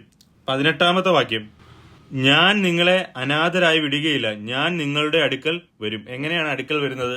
ആത്മാവിനാലാണ്. ആത്മാവ് ഉള്ളിൽ വസിക്കുമ്പോൾ പുത്രനുള്ളിൽ വസിക്കുന്നത് പോലെ തന്നെയാണ്. കാരണം 23 വാക്യം, യേശു അവനോട്, എന്നെ സ്നേഹിക്കുന്നവൻ എന്റെ വചനം പ്രമാണിക്കും, എന്റെ പിതാവ് അവനെ സ്നേഹിക്കും, ഞങ്ങൾ അവന്റെ അടുക്കൽ വന്ന് അവനോടുകൂടെ വാസം ചെയ്യും. അപ്പോൾ ദൈവത്തിന്റെ ആത്മാവിനാലാണ്, പരിശുദ്ധാത്മാവിനാലാണ് പുത്രനും പിതാവും അവിടെ വാസം ചെയ്യുന്നത്. ഈ യോഹന്നാന്റെ സുവിശേഷം 14:18 ഞാൻ നിങ്ങളെ അനാഥരായി വിടുകയില്ല എന്നുള്ളത് കർത്താവ് പരിശുദ്ധാത്മാവിനാൽ വസിക്കുമെന്ന് ഞാൻ പറയാനുള്ള കാര്യം, നമുക്കറിയാം പുതിയ നിയമം മുഴുവനും യേശുക്രിസ്തു നമ്മളിൽ വസിക്കുന്നു എന്നുള്ളതാണ് അല്ലെ. ഗലാത്യ ലേഖനം അതിന്റെ 2:20 എന്താണ് പറയുന്നത്? ക്രിസ്തു എന്നിൽ ജീവിക്കുന്നു എന്നുള്ളതാണ് പറയുന്നത്. ക്രൈസ്റ്റ് ലീവ്സ് ഇൻ മീ എന്നാണ് പറയുന്നത്. അപ്പോൾ ക്രിസ്തു ജീവിക്കുന്നത് എങ്ങനെയാണ്? ദൈവത്തിന്റെ ആത്മാവിനാലാണ് നമ്മളിൽ ജീവിക്കുന്നത്. അപ്പോൾ ഈ ത്രിയേക ദൈവം നമ്മളിൽ ആത്മാവിനാൽ വസിക്കുന്നു. അപ്പൊ 3 വ്യക്തികൾ ഭാവത്തിൽ അല്ലെങ്കിൽ നേച്ചറിൽ ഒന്നായിരിക്കുന്ന ദൈവത്താൽ നമ്മുടെ ഉള്ളിൽ വസിക്കുന്നു, ആത്മാവിനാൽ നമ്മുടെ ഉള്ളിൽ വസിക്കുന്നു എന്നുള്ളതാണ് നമുക്ക് മനസ്സിലാക്കാൻ കഴിയുന്നത്. അപ്പോൾ 3 വ്യക്തികൾ ഒരേ നേച്ചർ ആയിരിക്കുന്നു എന്ന് പറയുമ്പോൾ 3 വ്യക്തികളല്ലേ? തീർച്ചയായിട്ടും 3 വ്യക്തികൾ തന്നെയാണ്. അപ്പോൾ ഒരിക്കലും വ്യത്യസ്ത നേച്ചറല്ല, വ്യത്യസ്ത വ്യക്തികളാണ്. അതിന് കാരണം ഈ പല ആൾക്കാരും പറയുന്നുണ്ട്, നമ്മളിതെല്ലാം കഴിഞ്ഞ ആഴ്ചയിൽ ഡിസ്കസ് ചെയ്തതാണെങ്കിലും അതൊന്ന് റിമൈൻഡ് ചെയ്യിക്കാൻ വേണ്ടി പറയുന്നേ ഉള്ളൂ. ഈ പല ആൾക്കാരും പറയുന്നുണ്ട് ഒരു വ്യക്തി തന്നെ 3 വന്നതാണ്, പിതാവായും പുത്രനായും പരിശുദ്ധാത്മാവായും ഒരു വ്യക്തി തന്നെയാണ് 3 വന്നത് എന്ന് പഠിപ്പിക്കുന്നുണ്ട്. 3 മോഡലിസം എന്ന് പറയുന്ന ഒരു ഉപദേശം അതാണ് പഠിപ്പിക്കുന്നത്. അതായത് വെള്ളം തന്നെ ഐസായിട്ടും വേപ്പറായിട്ടും വരുന്നത് പോലെ ദൈവം ഒരു വ്യക്തിയാണ്, ആ ഒരു വ്യക്തി പിതാവായും പുത്രനായും പരിശുദ്ധാത്മാവായും കാണുന്നുവെന്നാണ് മോഡലിസം പഠിപ്പിക്കുന്നത്. ഇത് പൂർണ്ണമായ ഒരു ദുരുപദേശമാണ്. എന്നാൽ പുതിയ നിയമത്തിൽ വളരെ വ്യക്തമായിട്ട് തന്നെ 3 വ്യക്തികളായിട്ട് തന്നെയാണ് ദൈവത്തെ കാണിക്കുന്നത്. മത്തായിയുടെ സുവിശേഷം 28:19 വാക്യത്തിൽ ഇങ്ങനെ പറയുന്നു, ആകയാൽ നിങ്ങൾ പുറപ്പെട്ട് പിതാവിന്റെയും പുത്രന്റെയും പരിശുദ്ധാത്മാവിന്റെയും നാമത്തിൽ സ്നാനം കഴിപ്പിച്ചും. പിതാവിന്റെയും പുത്രന്റെയും പരിശുദ്ധാത്മാവിന്റെയും നാമത്തിൽ. ഇവിടെ ശ്രദ്ധിക്കേണ്ട ഒരു കാര്യം, ഇവിടെ ഇതിന്റെ ഒരു ഗ്രാമർ നമ്മൾ മനസ്സിലാക്കേണ്ട ഒരു കാര്യമാണ്. പിതാവിന്റെ നാമത്തിലും പുത്രന്റെ നാമത്തിലും പരിശുദ്ധാത്മാവിന്റെ നാമത്തിലും എന്ന് സെപ്പറേറ്റ് അല്ല പറയുന്നത്. പിതാവിന്റെയും പുത്രന്റെയും പരിശുദ്ധാത്മാവിന്റെയും നാമത്തിൽ, ഏകനാമത്തിൽ, ത്രിയേക ദൈവം.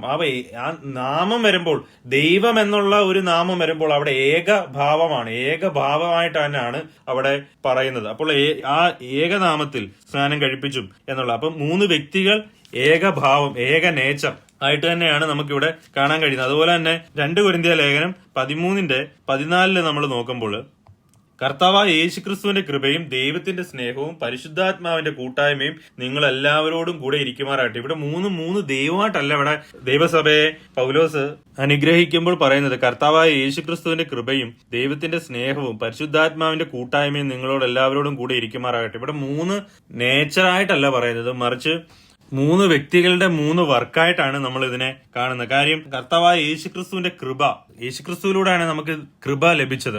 അതുപോലെ ദൈവത്തിന്റെ സ്നേഹവും, ദൈവം പുത്രനെ നൽകുവാൻ തക്കവണ്ണം നമ്മളെ സ്നേഹിച്ചു, യേശുക്രിസ്തുവിനെ നൽകുവാൻ തക്കവണ്ണം നമ്മളെ സ്നേഹിച്ചു എന്നുള്ളതാണ് നമ്മൾ ബൈബിളിൽ വായിക്കുന്നത്. പരിശുദ്ധാത്മാവിന്റെ കൂട്ടായ്മ, പരിശുദ്ധാത്മാവിലൂടെയാണ് നമ്മൾ ഈ ദൈവത്തെ അനുഭവിക്കുന്നതും ദൈവത്തെ അറിയുന്നതും ദൈവത്തിന്റെ ആഴങ്ങളെ മനസ്സിലാക്കുന്നതും നമ്മൾ വിശുദ്ധീകരണം നടക്കുന്നതും എല്ലാം. അപ്പോൾ ആ ഒരു ദൈവത്തിലുള്ള 3 വ്യക്തികളുടെ വർക്കിനെയാണ് ഇവിടെ വ്യത്യസ്തമായി കാണിച്ചിരിക്കുന്നത്. അങ്ങനെയാണ് അവിടെ ബ്ലസ് ചെയ്തിരിക്കുന്നത് പൗലോസ്. അപ്പോൾ 3 വ്യക്തികളായിട്ട് തന്നെയാണ് നമുക്ക് ഇവിടെ പൗലോസിന്റെ ഈ അനുഗ്രഹത്തിലൂടെയും നമുക്ക് കാണാൻ കഴിയുന്നത്. അതുപോലെ 3 വ്യക്തികൾ എന്നുള്ള അടിസ്ഥാനത്തിൽ നമുക്ക് വേറെ 1-2 വാക്യങ്ങളൂടെ നോക്കാം. റോമലേഖനം 15:15 വാക്യം, എങ്കിലും ജാതികൾ എന്ന വഴിപാട് പരിശുദ്ധാത്മാവിനാൽ വിശുദ്ധീകരിക്കപ്പെട്ട പ്രസാദകരമായി തീരുവാൻ ഞാൻ ദൈവത്തിന്റെ സുവിശേഷ ഘോഷണം പുരോഹിതനായി അനുഷ്ഠിച്ചുകൊണ്ട് ജാതികളിൽ ക്രിസ്തുയേശുവിന്റെ ശുശ്രൂഷകനായിരിക്കേണ്ടതിന്. 3 കാര്യം ഇവിടെ പറയുന്നു. എങ്കിലും ജാതികൾ എന്ന വഴിപാട് പരിശുദ്ധാത്മാവിനാൽ, ദൈവത്തിന്റെ ആത്മാവ്, പരിശുദ്ധാത്മാവിനെ, ഹോളി സ്പിരിറ്റിനെ പറ്റി പറയുന്നു. ഞാൻ ദൈവത്തിന്റെ സുവിശേഷ ഘോഷണം എന്ന് പറയുമ്പോൾ ഇവിടെ പിതാവായ ദൈവത്തെ മെൻഷൻ ചെയ്തിരിക്കുന്നു. അതുപോലെ തന്നെ ജാതികളിൽ ക്രിസ്തുയേശുവിന്റെ ശുശ്രൂഷകനായി ഇരിക്കേണ്ടതിന് എന്ന് പറയുമ്പോൾ യേശു ക്രിസ്തുവിനെയും അവിടെ 3 വ്യക്തികളായിട്ട് തന്നെയാണ് ഇവിടെ പറയുന്നത്. അതുപോലെ തന്നെ റോമാലേഖനം 15:32-33 വാക്യങ്ങൾ നമ്മുടെ കർത്താവായ യേശുക്രിസ്തുവിനെയും ആത്മാവിന്റെ സ്നേഹത്തെയും, 1 യേശുക്രിസ്തു എന്ന് പറയുന്നു, 2 ആത്മാവിന്റെ സ്നേഹത്തെയെന്നും പറയുന്നു. അപ്പോൾ ഇവിടെ ആത്മാവിന്റെ സ്നേഹത്തെയും ഓർമ്മിപ്പിച്ച് ഞാൻ നിങ്ങളെ പ്രബോധിപ്പിക്കുന്നു, സമാധാനത്തിന്റെ ദൈവം, പിതാവായ ദൈവത്തെ ഇവിടെ മെൻഷൻ ചെയ്തിരിക്കുന്നു, നിങ്ങൾ എല്ലാവരോടും കൂടെ ഇരിക്കുമാറാകട്ടെ, ആമേൻ. ഇവിടെ എല്ലാം 3 വ്യക്തികളായിട്ട് തന്നെയാണ് ഇവിടെ പൗലോസ് തന്റെ ലേഖനത്തില് പറയുന്നതായിട്ട് നമുക്ക് കാണാൻ കഴിയുന്നത്. അതുപോലെ തന്നെ 2 കൊരിന്ത്യർ ലേഖനം 1-ാം അധ്യായം അതിന്റെ 21-22 വാക്യങ്ങൾ, ഞങ്ങളെ നിങ്ങളോടുകൂടെ ക്രിസ്തുവിൽ ഉറപ്പിക്കുന്നതും ക്രിസ്തുവിൽ ഉറപ്പിച്ചു, ക്രിസ്തുവിനെ പറ്റി പറയുന്നു, നമ്മെ അഭിഷേകം ചെയ്തതും ദൈവമല്ലോ. ഇവിടെ 2 കാര്യങ്ങൾ പറയുന്നു. ക്രിസ്തുവിനെ പറ്റി പറയുന്നു, പിതാവായ ദൈവത്തെ പറ്റി പറയുന്നു. അവൻ നമ്മെ മുദ്രയിട്ടു ആത്മാവെന്ന ആചാരം നമ്മുടെ ഹൃദയങ്ങളിൽ തന്നിരിക്കുന്നു. ഹോളി സ്പിരിറ്റിനെ പറ്റിയും പറയുന്നു. മൂന്ന് വ്യക്തികളെ പറ്റി അവർ ചെയ്ത 3 വർക്കിനെ പറ്റിയും പറയുകയാണ്. അപ്പോൾ പുതിയ നിയമം വളരെ വ്യക്തമായി പറയുന്നു, ദൈവത്തിൽ 3 വ്യക്തികളുണ്ട് എന്നുള്ളത് വളരെ വ്യക്തമാണ്. ഈ വണ്ണസ് തിയോളജി പറയുന്നത് പോലെ ദൈവം ഒരേ ആള് തന്നെ 3 മോഡൽ കാണുന്നു എന്നുള്ളത് തെറ്റായ ഒരു ഉപദേശമാണ്. അതായത് വെള്ളം തന്നെ ആവിയായിട്ടും ഐസായിട്ടും കാണുന്നു എന്ന് പറയുന്നത് പോലെ ദൈവം ഒരു വ്യക്തിയാണ്, ആ ഒരു വ്യക്തി തന്നെ 3 മോഡൽ കാണുന്നു എന്നുള്ളതാണ് വണ്ണസ് തിയോളജി പറയുന്നത്. അത് തികച്ചും ബൈബിൾ വാക്യങ്ങൾക്ക് വിരുദ്ധമാണ്. കാരണം മത്തായിയുടെ സുവിശേഷം 3-ാം അധ്യായത്തില് അതിന്റെ 16 വാക്യത്തിൽ ഇപ്രകാരം പറയുന്നു. അത് യേശുക്രിസ്തുവിന്റെ സ്നാനത്തെ പറ്റിയാണ് പറയുന്നത്. യേശു സ്നാനമേറ്റ ഉടനെ വെള്ളത്തിൽ നിന്ന് കയറി, അപ്പോൾ സ്വർഗം തുറന്ന് ദൈവാത്മാവ് പ്രാവ് എന്ന പോലെ ഇറങ്ങി തന്റെ മേൽ വരുന്നത് അവൻ കണ്ടു.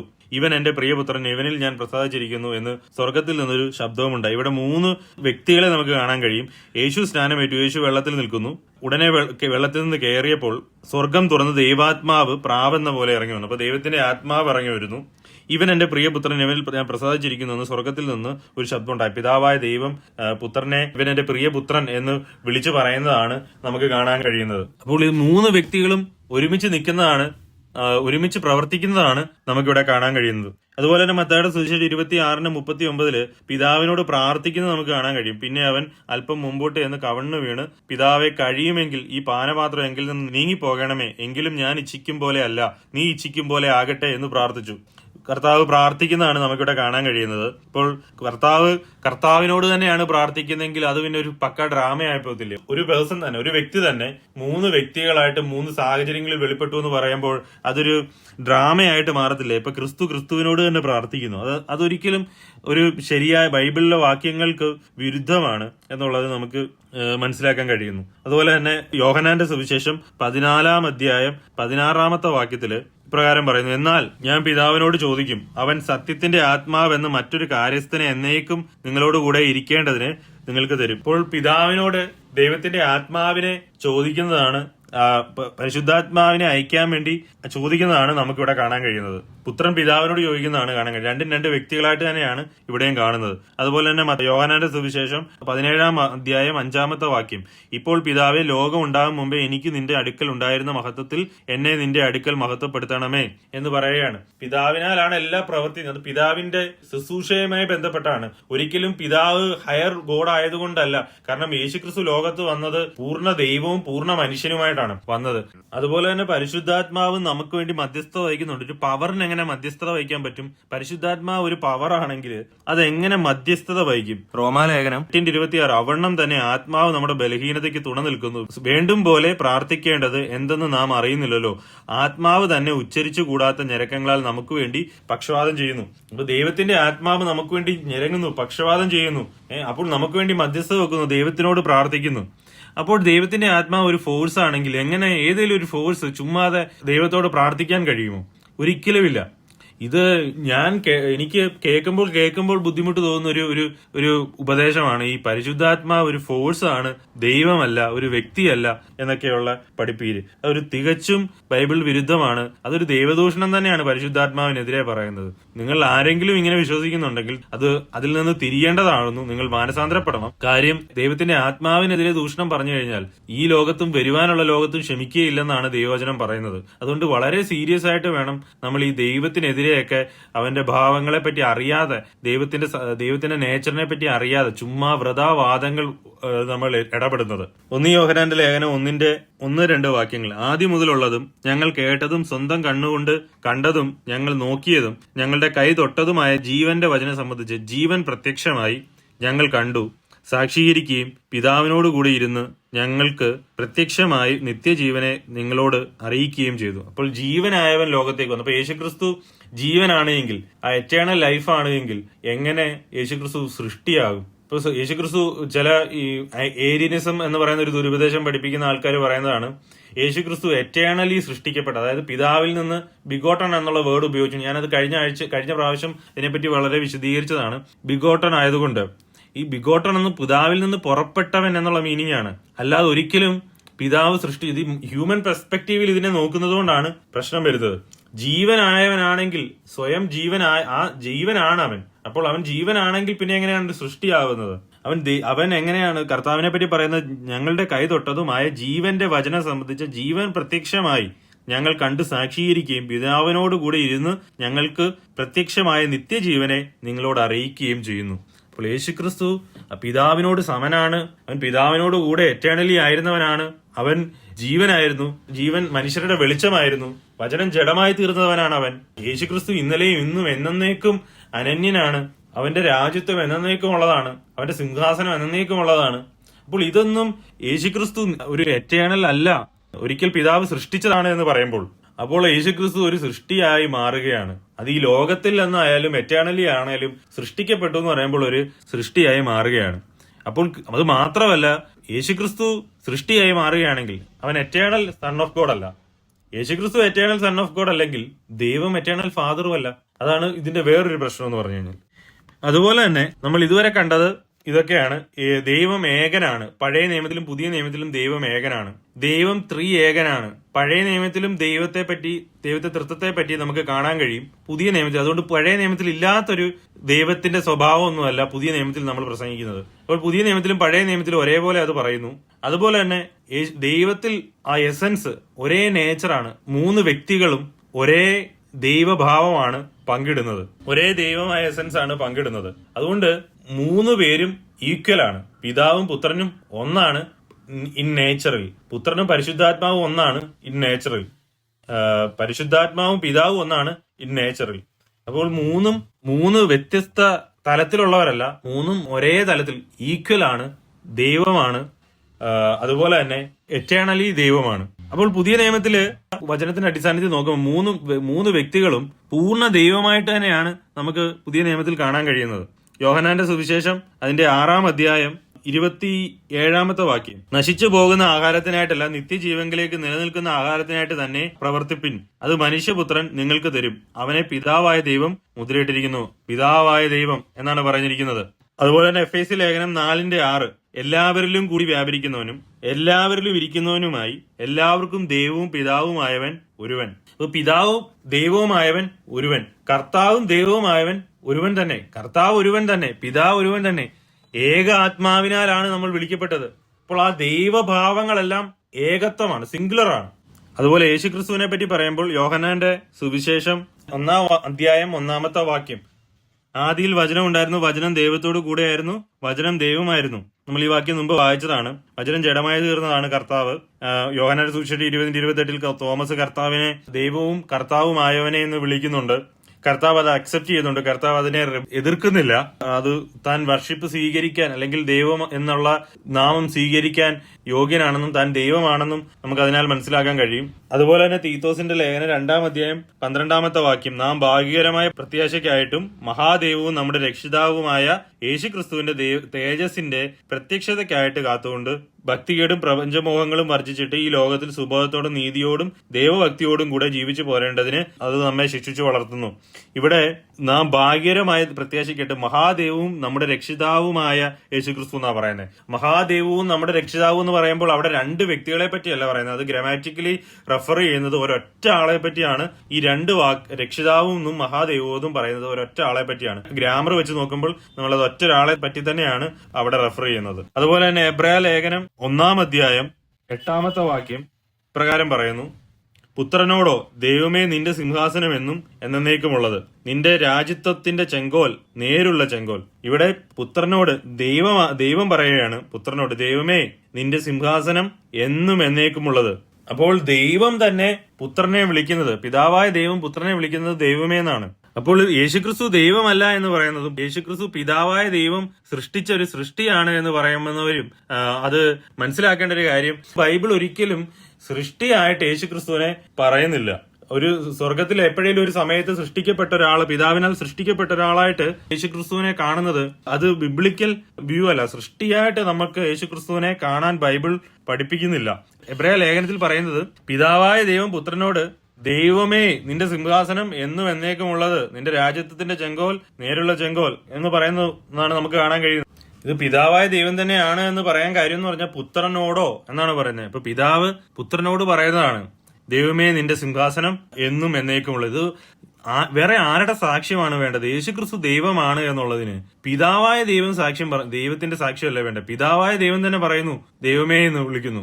ദൈവമേ, നിന്റെ രാജ്യത്തിന്റെ ചെങ്കോൽ, നേരുള്ള ചെങ്കോൽ, നിന്റെ സിംഹാസനം എന്നും എന്നേക്കുമുള്ളതെന്ന് പറയുന്നു. ദൈവമേ എന്ന് പുത്രനോട് പിതാവായ ദൈവം പറയുന്നു. ഇനി ആർക്കാണ് ഏത് ഏരിയനിസം പറയുന്നവർക്കാണ് ഇതിൽ കൂടുതൽ വചനത്തിന്റെ തെളിവ് ആവശ്യം? സത്യം പറഞ്ഞാൽ എത്രയോ വിഷമകരമാണ് ഈ യേശുക്രിസ്തു ദൈവമല്ല എന്ന് പഠിപ്പിക്കുന്ന ആൾക്കാരുടെ അവസ്ഥ എന്നുള്ളതാണ് ഞാൻ ചിന്തിക്കുന്നത്.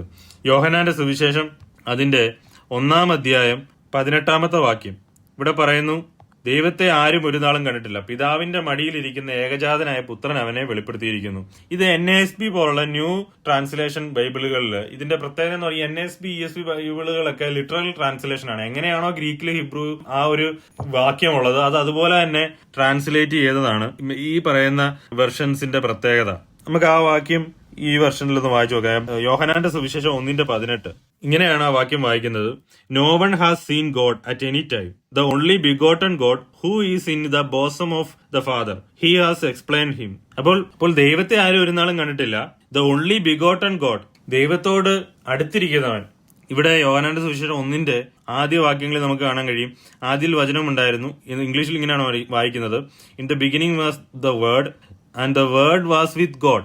വിത്ത് എന്നുള്ള വേർഡ് നമ്മൾ കഴിഞ്ഞ സെക്ഷനിൽ നമ്മൾ തത്വത്തെ പറ്റി പഠിച്ചപ്പോൾ ചിന്തിച്ചതാണ്. വിത്ത് എന്നുള്ള വേർഡ് ഗ്രീക്കില് അത് പ്രോസ് എന്ന വേർഡാണ് ഉപയോഗിച്ചിരിക്കുന്നത്. പ്രോസ് എന്ന് പറഞ്ഞു കഴിഞ്ഞാൽ ഫേസ് ടു ഫേസ് റിലേഷൻഷിപ്പിനെ കാണിക്കുന്നതാണ് എന്ന് നമ്മൾ കണ്ടിരുന്നു.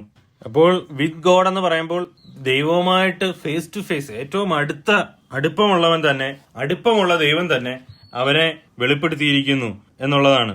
ദൈവത്തെ ആരും ഒരു നാളും കണ്ടിട്ടില്ല, പിതാവിന്റെ മടിയിലിരിക്കുന്ന ഏറ്റവും അടുത്ത റിലേഷൻഷിപ്പ് ഉള്ള ദൈവമായിട്ട് ഏറ്റവും അടുത്തിരിക്കുന്ന ദൈവം തന്നെ വെളിപ്പെടുത്തിയിരിക്കുന്നു എന്നുള്ളതാണ് നമുക്ക് NASB പോലുള്ള ട്രാൻസ്ലേഷനിൽ കാണാൻ കഴിയുന്നത്. ESVയിൽ ഇങ്ങനെയാണ് പറഞ്ഞിരിക്കുന്നത്, no one has ever seen god the only son who is at the father side, he has made him not ആണ് പറയുന്നത്. ഗോഡ് ദ ഓൺലി സൺ, അതായത് പിതാവിന്റെ അടുത്തിരിക്കുന്ന ഏകജാതനായ പുത്രൻ തന്നെ അവനെ വെളിപ്പെടുത്തിയിരിക്കുന്നു എന്നുള്ളതാണ് ESV പോലുള്ള ട്രാൻസ്ലേഷനുകളിൽ പറഞ്ഞിരിക്കുന്നത്. അപ്പോൾ ഇതെല്ലാം നമുക്ക് കാണിച്ചു തരുന്നത് യേശുക്രിസ്തു ദൈവമാണ് എന്നുള്ളതാണ്. യേശുക്രിസ്തു ദൈവമാണ് എന്നുള്ളതിന്റെ സ്ട്രോങ് വാക്യങ്ങളാണ് ഇതെല്ലാം. ഇനി പരിശുദ്ധാത്മാവ് ദൈവമാണോ? പരിശുദ്ധാത്മാവും പൂർണ്ണ ദൈവമായിട്ടാണ് നമുക്ക് ബൈബിളിൽ മനസ്സിലാക്കാൻ കഴിയുന്നത്. പ്രവൃത്തികളുടെ പുസ്തകം അപ്പോസ്തല പ്രവൃത്തി അതിന്റെ 5-3-4 വാക്യങ്ങൾ. അപ്പോൾ പത്രോസ്, അനന്യാസെ, പരിശുദ്ധാത്മാവിനോട് വ്യാജം കാണിപ്പാനും നിലത്തിന്റെ വിലയിൽ കുറെ എടുത്തു വെപ്പാനും സാത്താൻ നിന്റെ ഹൃദയം കൈവശമാക്കിയത് എന്ത്? അത് വിൽക്കും മുമ്പേ നിന്റേതായിരുന്നില്ലയോ? വിറ്റ ശേഷവും നിന്റെ കൈവശമല്ലാഞ്ഞുവോ? ഈ കാര്യത്തിന് നീ മനസ്സ് വെച്ചത് എന്ത്?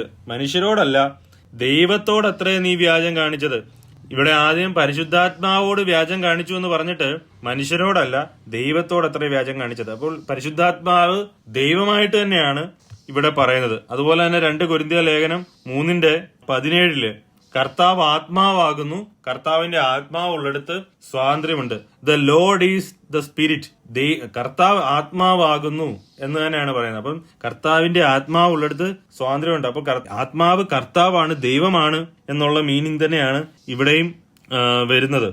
1 കൊരിന്ത്യർ ലേഖനം 2:10 മുതലുള്ള വാക്യം, നമുക്കോ ദൈവം തന്റെ ആത്മാവിനാൽ വെളിപ്പെടുത്തിയിരിക്കുന്നു, ആത്മാവ് സകലത്തെയും ദൈവത്തിന്റെ ആഴങ്ങളെയും ആരായുന്നു, മനുഷ്യനിലുള്ളത് അവനിലെ മനുഷ്യാത്മാവല്ലാതെ മനുഷ്യരിൽ ആർ അറിയും, അവണ്ണം തന്നെ ദൈവത്തിലുള്ളത് ദൈവാത്മാവല്ലാതെ ആരും ഗ്രഹിച്ചിട്ടില്ല. അപ്പോൾ ദൈവത്തിന്റെ ആത്മാവ് എന്ന് പറയുമ്പോൾ ദൈവം ആണ് എന്നുള്ളത്, ഈക്വൽ ടു ഗോഡ് ആണ്, ദൈവം തന്നെയാണ് എന്നാണ് നമുക്ക് ഈ വാക്യങ്ങളിൽ നിന്ന് മനസ്സിലാക്കാൻ കഴിയുന്നത്. അതുപോലെ തന്നെ ദൈവം തന്നെയാണ്, ദൈവത്തിന്റെ ആത്മാവ് എന്ന് പറഞ്ഞാൽ ദൈവം തന്നെയാണ്, അതുപോലെ തന്നെ വേറൊരു വ്യക്തിയുമാണ് ആയിട്ടാണ് നമുക്ക് കാണാൻ കഴിയുന്നത്. കാരണം 2 കൊരിന്ത്യർ ലേഖനം അതിന്റെ 13-ാം അധ്യായം 14-ാമത്തെ വാക്യത്തില് കർത്താവായ യേശുക്രിസ്തുവിന്റെ കൃപയും ദൈവത്തിന്റെ സ്നേഹവും പരിശുദ്ധാത്മാവിന്റെ കൂട്ടായ്മയും നിങ്ങളോട് എല്ലാവരോടും കൂടെ ഇരിക്കുമാറാകട്ടെ എന്നാണ് പറയുന്നത്. 3 വ്യക്തികളായിട്ട് തന്നെയാണ് ഇവിടെ പറയുന്നത്. അതുപോലെ തന്നെ യോഹന്നാന്റെ സുവിശേഷം 14:16 മുതലുള്ള വാക്യത്തില്, എന്നാൽ ഞാൻ പിതാവിനോട് ചോദിക്കും, അവൻ സത്യത്തിന്റെ ആത്മാവെന്ന മറ്റൊരു കാര്യസ്ഥനെ എന്നേക്കും നിങ്ങളോട് കൂടെ ഇരിക്കേണ്ടതിന് നിങ്ങൾക്ക് തരും. അപ്പോൾ മറ്റൊരു കാര്യസ്ഥൻ എന്ന് പറയുമ്പോൾ ഇവിടെ മറ്റൊരുവൻ എന്നാണ് പറയുന്നത്, മറ്റൊരു കാര്യസ്ഥൻ. അപ്പോൾ യേശുക്രിസ്തു ദൈവത്തിന്റെ ആത്മാവ് ഒരു വേറൊരു വ്യക്തിയായിട്ട് തന്നെയാണ് നമ്മൾ ഇവിടെ കാണാൻ കഴിയുന്നത്. മുമ്പ് നമ്മൾ കണ്ടു ദൈവത്തിന്റെ ആത്മാവ് ദൈവമാണ്, പൂർണ്ണ ദൈവമായിട്ട് തന്നെയാണ് നമുക്ക് കാണാൻ കഴിയുന്നത്. അതുപോലെ തന്നെ ഇവിടെ വേറൊരു വ്യക്തിയായിട്ടാണ്, മറ്റൊരുവൻ എന്നാണ് കർത്താവ് ഇവിടെ പറയുന്നത്. ഇപ്പൊ കർത്താവ് തന്നെയാണ്, അല്ലെ ഒരേ ആള് തന്നെയാണ് മൂന്നാളായിട്ട് വന്നെങ്കിൽ അവർ അങ്ങോട്ടും ഇങ്ങോട്ടും പറയുന്നത് എന്തിനാ? അങ്ങനെ പറയേണ്ട ആവശ്യമില്ലല്ലോ. അപ്പോൾ ആ ഒരു ഡിസ്റ്റിങ്ഷൻ വളരെ വ്യക്തമായിട്ട് നമുക്കിവിടെ കാണാൻ കഴിയും. ലോകം അവനെ കാണുകയോ അറിയുകയോ ചെയ്യുകയാൽ അത് അവനെ ലഭിപ്പാൻ കഴിയുകയില്ല. നിങ്ങളോ അവൻ നിങ്ങളോട് കൂടെ വസിക്കുകയും നിങ്ങൾ ഇരിക്കുകയും ചെയ്യുന്നത് കൊണ്ട് അവനെ അറിയുന്നു. അപ്പോൾ പരിശുദ്ധാത്മാ ഫോഴ്സ് ആണെങ്കിൽ ഈ അവൻ എന്നൊക്കെ വിളിക്കുവോ ഫോഴ്സിനെ ആരെങ്കിലും? അപ്പോൾ ഈ വാക്യങ്ങളിൽ നമുക്ക് വ്യക്തമാണ് ദൈവം 3 വ്യക്തികളിൽ ആയിരിക്കുന്നു എന്നുള്ളതാണ്. ആ 3 വ്യക്തികളും പൂർണ്ണ ദൈവമാണ്. ആ 3 വ്യക്തികളും ഈക്വൽ ആണ്. ഒരാൾ വലുത് ഒരാൾ ചെറുത് എന്നുള്ള രീതിയിലല്ല. ദൈവം ഒന്നാണ്, അവന് ഒരേ എസൻസ് ആണ്, നേച്ചർ ഒന്നാണ്. എന്താണ് ദൈവത്തിന്റെ നേച്ചർ? യോഹന്നാന്റെ സുവിശേഷം 4:24 ദൈവം ആത്മാവാകുന്നു, അവനെ നമസ്കരിക്കുന്നവർ ആത്മാവിലും സത്യത്തിലും നമസ്കരിക്കണം. അപ്പോൾ ദൈവം ആരാകുന്നു? ദൈവം ആത്മാവാകുന്നു. അപ്പോൾ സാരാംശം ദൈവത്തിന്റെ നേച്ചർ എന്ന് പറഞ്ഞു കഴിഞ്ഞാൽ അവൻ ആത്മാവാകുന്നു, ഏകനാണ്. ആ ഏക ദൈവം ഏക ആത്മാവാണ്. പിതാവിൽ ഒരാത്മാവ്, പുത്രനിൽ വേറൊരാത്മാവ്, പരിശുദ്ധാത്മാവ് വേറൊരാത്മാവ്, അങ്ങനെയല്ല, ഏക ആത്മാവാണ്. 3 വ്യക്തികളാണ്, 3 വ്യത്യസ്ത വ്യക്തികൾ തന്നെയാണ്, ഒരേ ഭാവത്തിലായിരിക്കും. അപ്പം ഏക ദൈവത്തിൽ 3 വ്യക്തികൾ, 3 വ്യക്തികളിൽ ഏക ദൈവം. അപ്പോൾ ഒരേ ഭാവം പങ്കിടുന്ന, അപ്പോൾ ഒരേ നേച്ചർ പങ്കിടുന്ന 3 വ്യക്തികളാണ് നമ്മൾ തൃത്വത്തിൽ മനസ്സിലാക്കാൻ കഴിയുന്നത്. ആ 3 വ്യക്തികളും പൂർണ്ണ ദൈവമാണ്. പിതാവ് പൂർണ്ണ ദൈവം, പുത്രൻ പൂർണ്ണ ദൈവം, പരിശുദ്ധാത്മാവ് പൂർണ്ണ ദൈവം. 3 പേരും ദൈവം എന്നതിൽ തികഞ്ഞവരാണ്, ഈക്വൽ ആണ്. 3 പേരും മനുഷ്യന്റെ വീണ്ടെടുപ്പ് എന്നുള്ള സബ്ജക്ട് വെച്ചിട്ട് 3 ശുശ്രൂഷയിലായിരിക്കുന്നു. 3 വ്യക്തികളും 3 റോളിലായിരിക്കുന്നു. സാൽവേഷൻ എന്നുള്ള ഒരൊറ്റ കാര്യത്തിൽ 3 റോളിലായിരിക്കുന്നതാണ് നമുക്ക് കാണാൻ കഴിയുന്നത്. പിതാവ് എറ്റേണൽ പിതാവാണ്, പുത്രൻ എറ്റേണൽ പുത്രനാണ്, ദൈവത്തിന്റെ ആത്മാവും എറ്റേണൽ ആണ്. ആ ത്രിയേക ദൈവത്തെയാണ് ബൈബിളിൽ ഉടനീളം നമുക്ക് കാണാൻ കഴിയുന്നത്. ഇതിന് പുറത്തുള്ളതെല്ലാം, ബൈബിളിന് പുറത്തുള്ള ദൈവത്തെക്കുറിച്ചുള്ള അണ്ടർസ്റ്റാൻഡിംഗ് ആണ്. ഞാൻ ഒറ്റ വാക്കിൽ പറഞ്ഞാൽ ഇതിന് പുറത്തുള്ളതെല്ലാം ബൈബിളിലുള്ള ദൈവമല്ല. അതുകൊണ്ട് പണ്ടൊരിക്കല് ഒരാള് എന്നോട് പറഞ്ഞു, നിങ്ങൾക്ക് ബൈബിൾ ഒന്നും അറിയത്തില്ല, യേശുക്രിസ്തു ബൈബിളിൽ കാണുന്നത് യേശുക്രിസ്തു സൃഷ്ടിയാണ്, നിങ്ങൾക്ക് സൃഷ്ടാവ് എന്തെന്നറിയത്തില്ല, സൃഷ്ടി എന്തെന്നറിയത്തില്ല എന്ന് പറഞ്ഞു. അപ്പൊ ഞാൻ പറഞ്ഞു, നിങ്ങൾ ഈ പറയുന്ന ദൈവത്തെ എനിക്ക് അറിയത്തില്ല എന്നുള്ളത് ഞാൻ പറയും. കാര്യം ആ പറഞ്ഞ ദൈവം ബൈബിളിലുള്ള ദൈവമല്ല, അത് വേറെ ഏതോ ദൈവമാണ്. ആ വ്യക്തി ആരാധിക്കുന്നതും വേറെ ഏതോ ഒരു ദൈവത്തെയാണ്.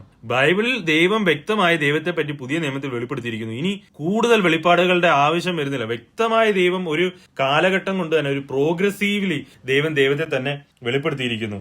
അപ്പോൾ നമ്മൾ തൃത്വത്തെ എതിർക്കുകയോ മനസ്സിലാക്കാതിരിക്കുകയോ ചെയ്യുമ്പോൾ ദൈവത്തിന്റെ നേച്ചറിനെ എതിർക്കുകയും മനസ്സിലാക്കാതിരിക്കുകയും ചെയ്യുകയാണ് ചെയ്യുന്നത്. ഇത് വളരെ അപകടമാണ്. നമ്മുടെ വിശ്വാസത്തെയും നമ്മുടെ രക്ഷയെയും എല്ലാം കാര്യമായി അത് സ്വാധീനിക്കും. യേശുക്രിസ്തു ദൈവമെന്ന് പറയുമ്പോൾ ഉണ്ടാകുന്ന ഒരു അടുപ്പവും കർത്താവിനോടുള്ള സ്നേഹവും ആ വർഷിപ്പ് ചെയ്യുമ്പോൾ ഉണ്ടാകുന്ന ആ ഒരു യഥാർത്ഥമായ ദൈവമായവൻ ലോകത്ത് വന്നു മരിച്ചു എന്ന് പറയുമ്പോൾ ദൈവത്തിന്റെ ആ ഒരു സ്നേഹം എത്ര വലുതെന്ന് തിരിച്ചറിയുകയും പൂർണ്ണ ഹൃദയത്തോടെ ദൈവത്തെ വർഷിപ്പ് ചെയ്യാൻ കഴിയുകയും ചെയ്യുകയൊക്കെ നമ്മളെ കൊണ്ട് സാധിക്കും, അല്ലെ അതിലേക്ക് നമ്മളെ ലീഡ് ചെയ്യും.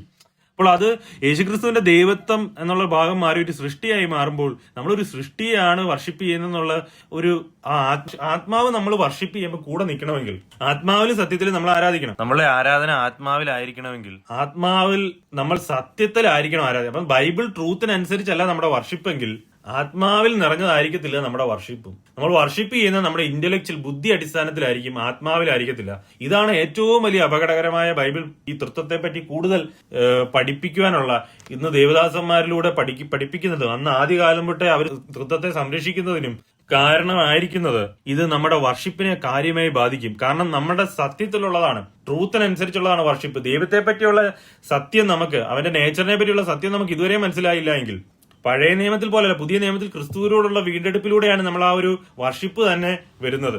ആ വർഷിപ്പ് ആത്മാവിൽ പുത്രന്റെ വീണ്ടെടുപ്പിൽ പിതാവിനോടുള്ള ആ വർഷിപ്പ്, പിതാവായ ദൈവത്തോടുള്ള ആ വർഷിപ്പ്, അത് എല്ലാ അർത്ഥത്തിലും, ആ വർഷിപ്പ് എല്ലാ അർത്ഥത്തിലും പെർഫെക്റ്റ് ആകണമെങ്കിൽ നമ്മൾ തൃത്വം എന്തെന്ന് മനസ്സിലാക്കിയിരിക്കണം എന്നുള്ളത് വളരെ ആവശ്യമാണ്. അല്ലെങ്കിൽ നമ്മുടെ വർഷിപ്പ് സത്യത്തിന്റെ അടിസ്ഥാനത്തിലായിരിക്കത്തില്ല, നമ്മൾ മനസ്സിലാക്കിയിരിക്കുന്ന വേറെ ഏതോ അണ്ടർസ്റ്റാൻഡിങ്ങിന്റെ അടിസ്ഥാനത്തിലായിരിക്കും. ബൈബിളിൽ പറയുന്നു യേശുക്രിസ്തു സത്യദൈവവും നിത്യജീവനുമാകുന്നു എന്ന് പറയുന്നു. അപ്പോൾ ആ സത്യദൈവത്തിന്റെ അടുക്കൽ നമ്മൾ വന്നിരിക്കുന്നു. യേശുക്രിസ്തു ദൈവമാണ് എന്നുള്ളത് ബൈബിളിൽ അനേക വാക്യങ്ങൾ നമുക്ക് കാണാൻ കഴിയും. അവൻ പൂർണ്ണ ദൈവമാണ് എന്നുള്ളതും നമുക്ക് കാണാൻ കഴിയും. പിതാവും പൂർണ്ണ ദൈവമാണ്, പരിശുദ്ധാത്മാവും പൂർണ്ണ ദൈവമാണ്. ആ ത്രിയേക ദൈവത്തെക്കുറിച്ചുള്ള സത്യം ബൈബിള് നമ്മളോട് വ്യക്തമായി സംസാരിക്കുന്നു. ആ സത്യത്തിൽ ദൈവം നമ്മളെ എല്ലാരെയും, ദൈവത്തെ ആരാധിക്കുവാൻ ദൈവം നമ്മളെ എല്ലാരെയും സഹായിക്കട്ടെ. ദൈവത്തിന്റെ വചനം നമ്മൾ ആ സത്യത്തിൽ തിരിച്ചറിഞ്ഞുകൊണ്ട്, ദൈവത്തിന്റെ സത്യം നമ്മൾ തിരിച്ചറിഞ്ഞുകൊണ്ട് സത്യത്തിലും ആത്മാവിലും ദൈവത്തെ ആരാധിക്കുവാൻ ദൈവം നമ്മളെ എല്ലാരെയും സഹായിക്കട്ടെ. ദൈവം തന്ന കൃപയ്ക്കായി സ്തോത്രം. ദൈവം നമ്മളെ എല്ലാവരെയും അനുഗ്രഹിക്കട്ടെ.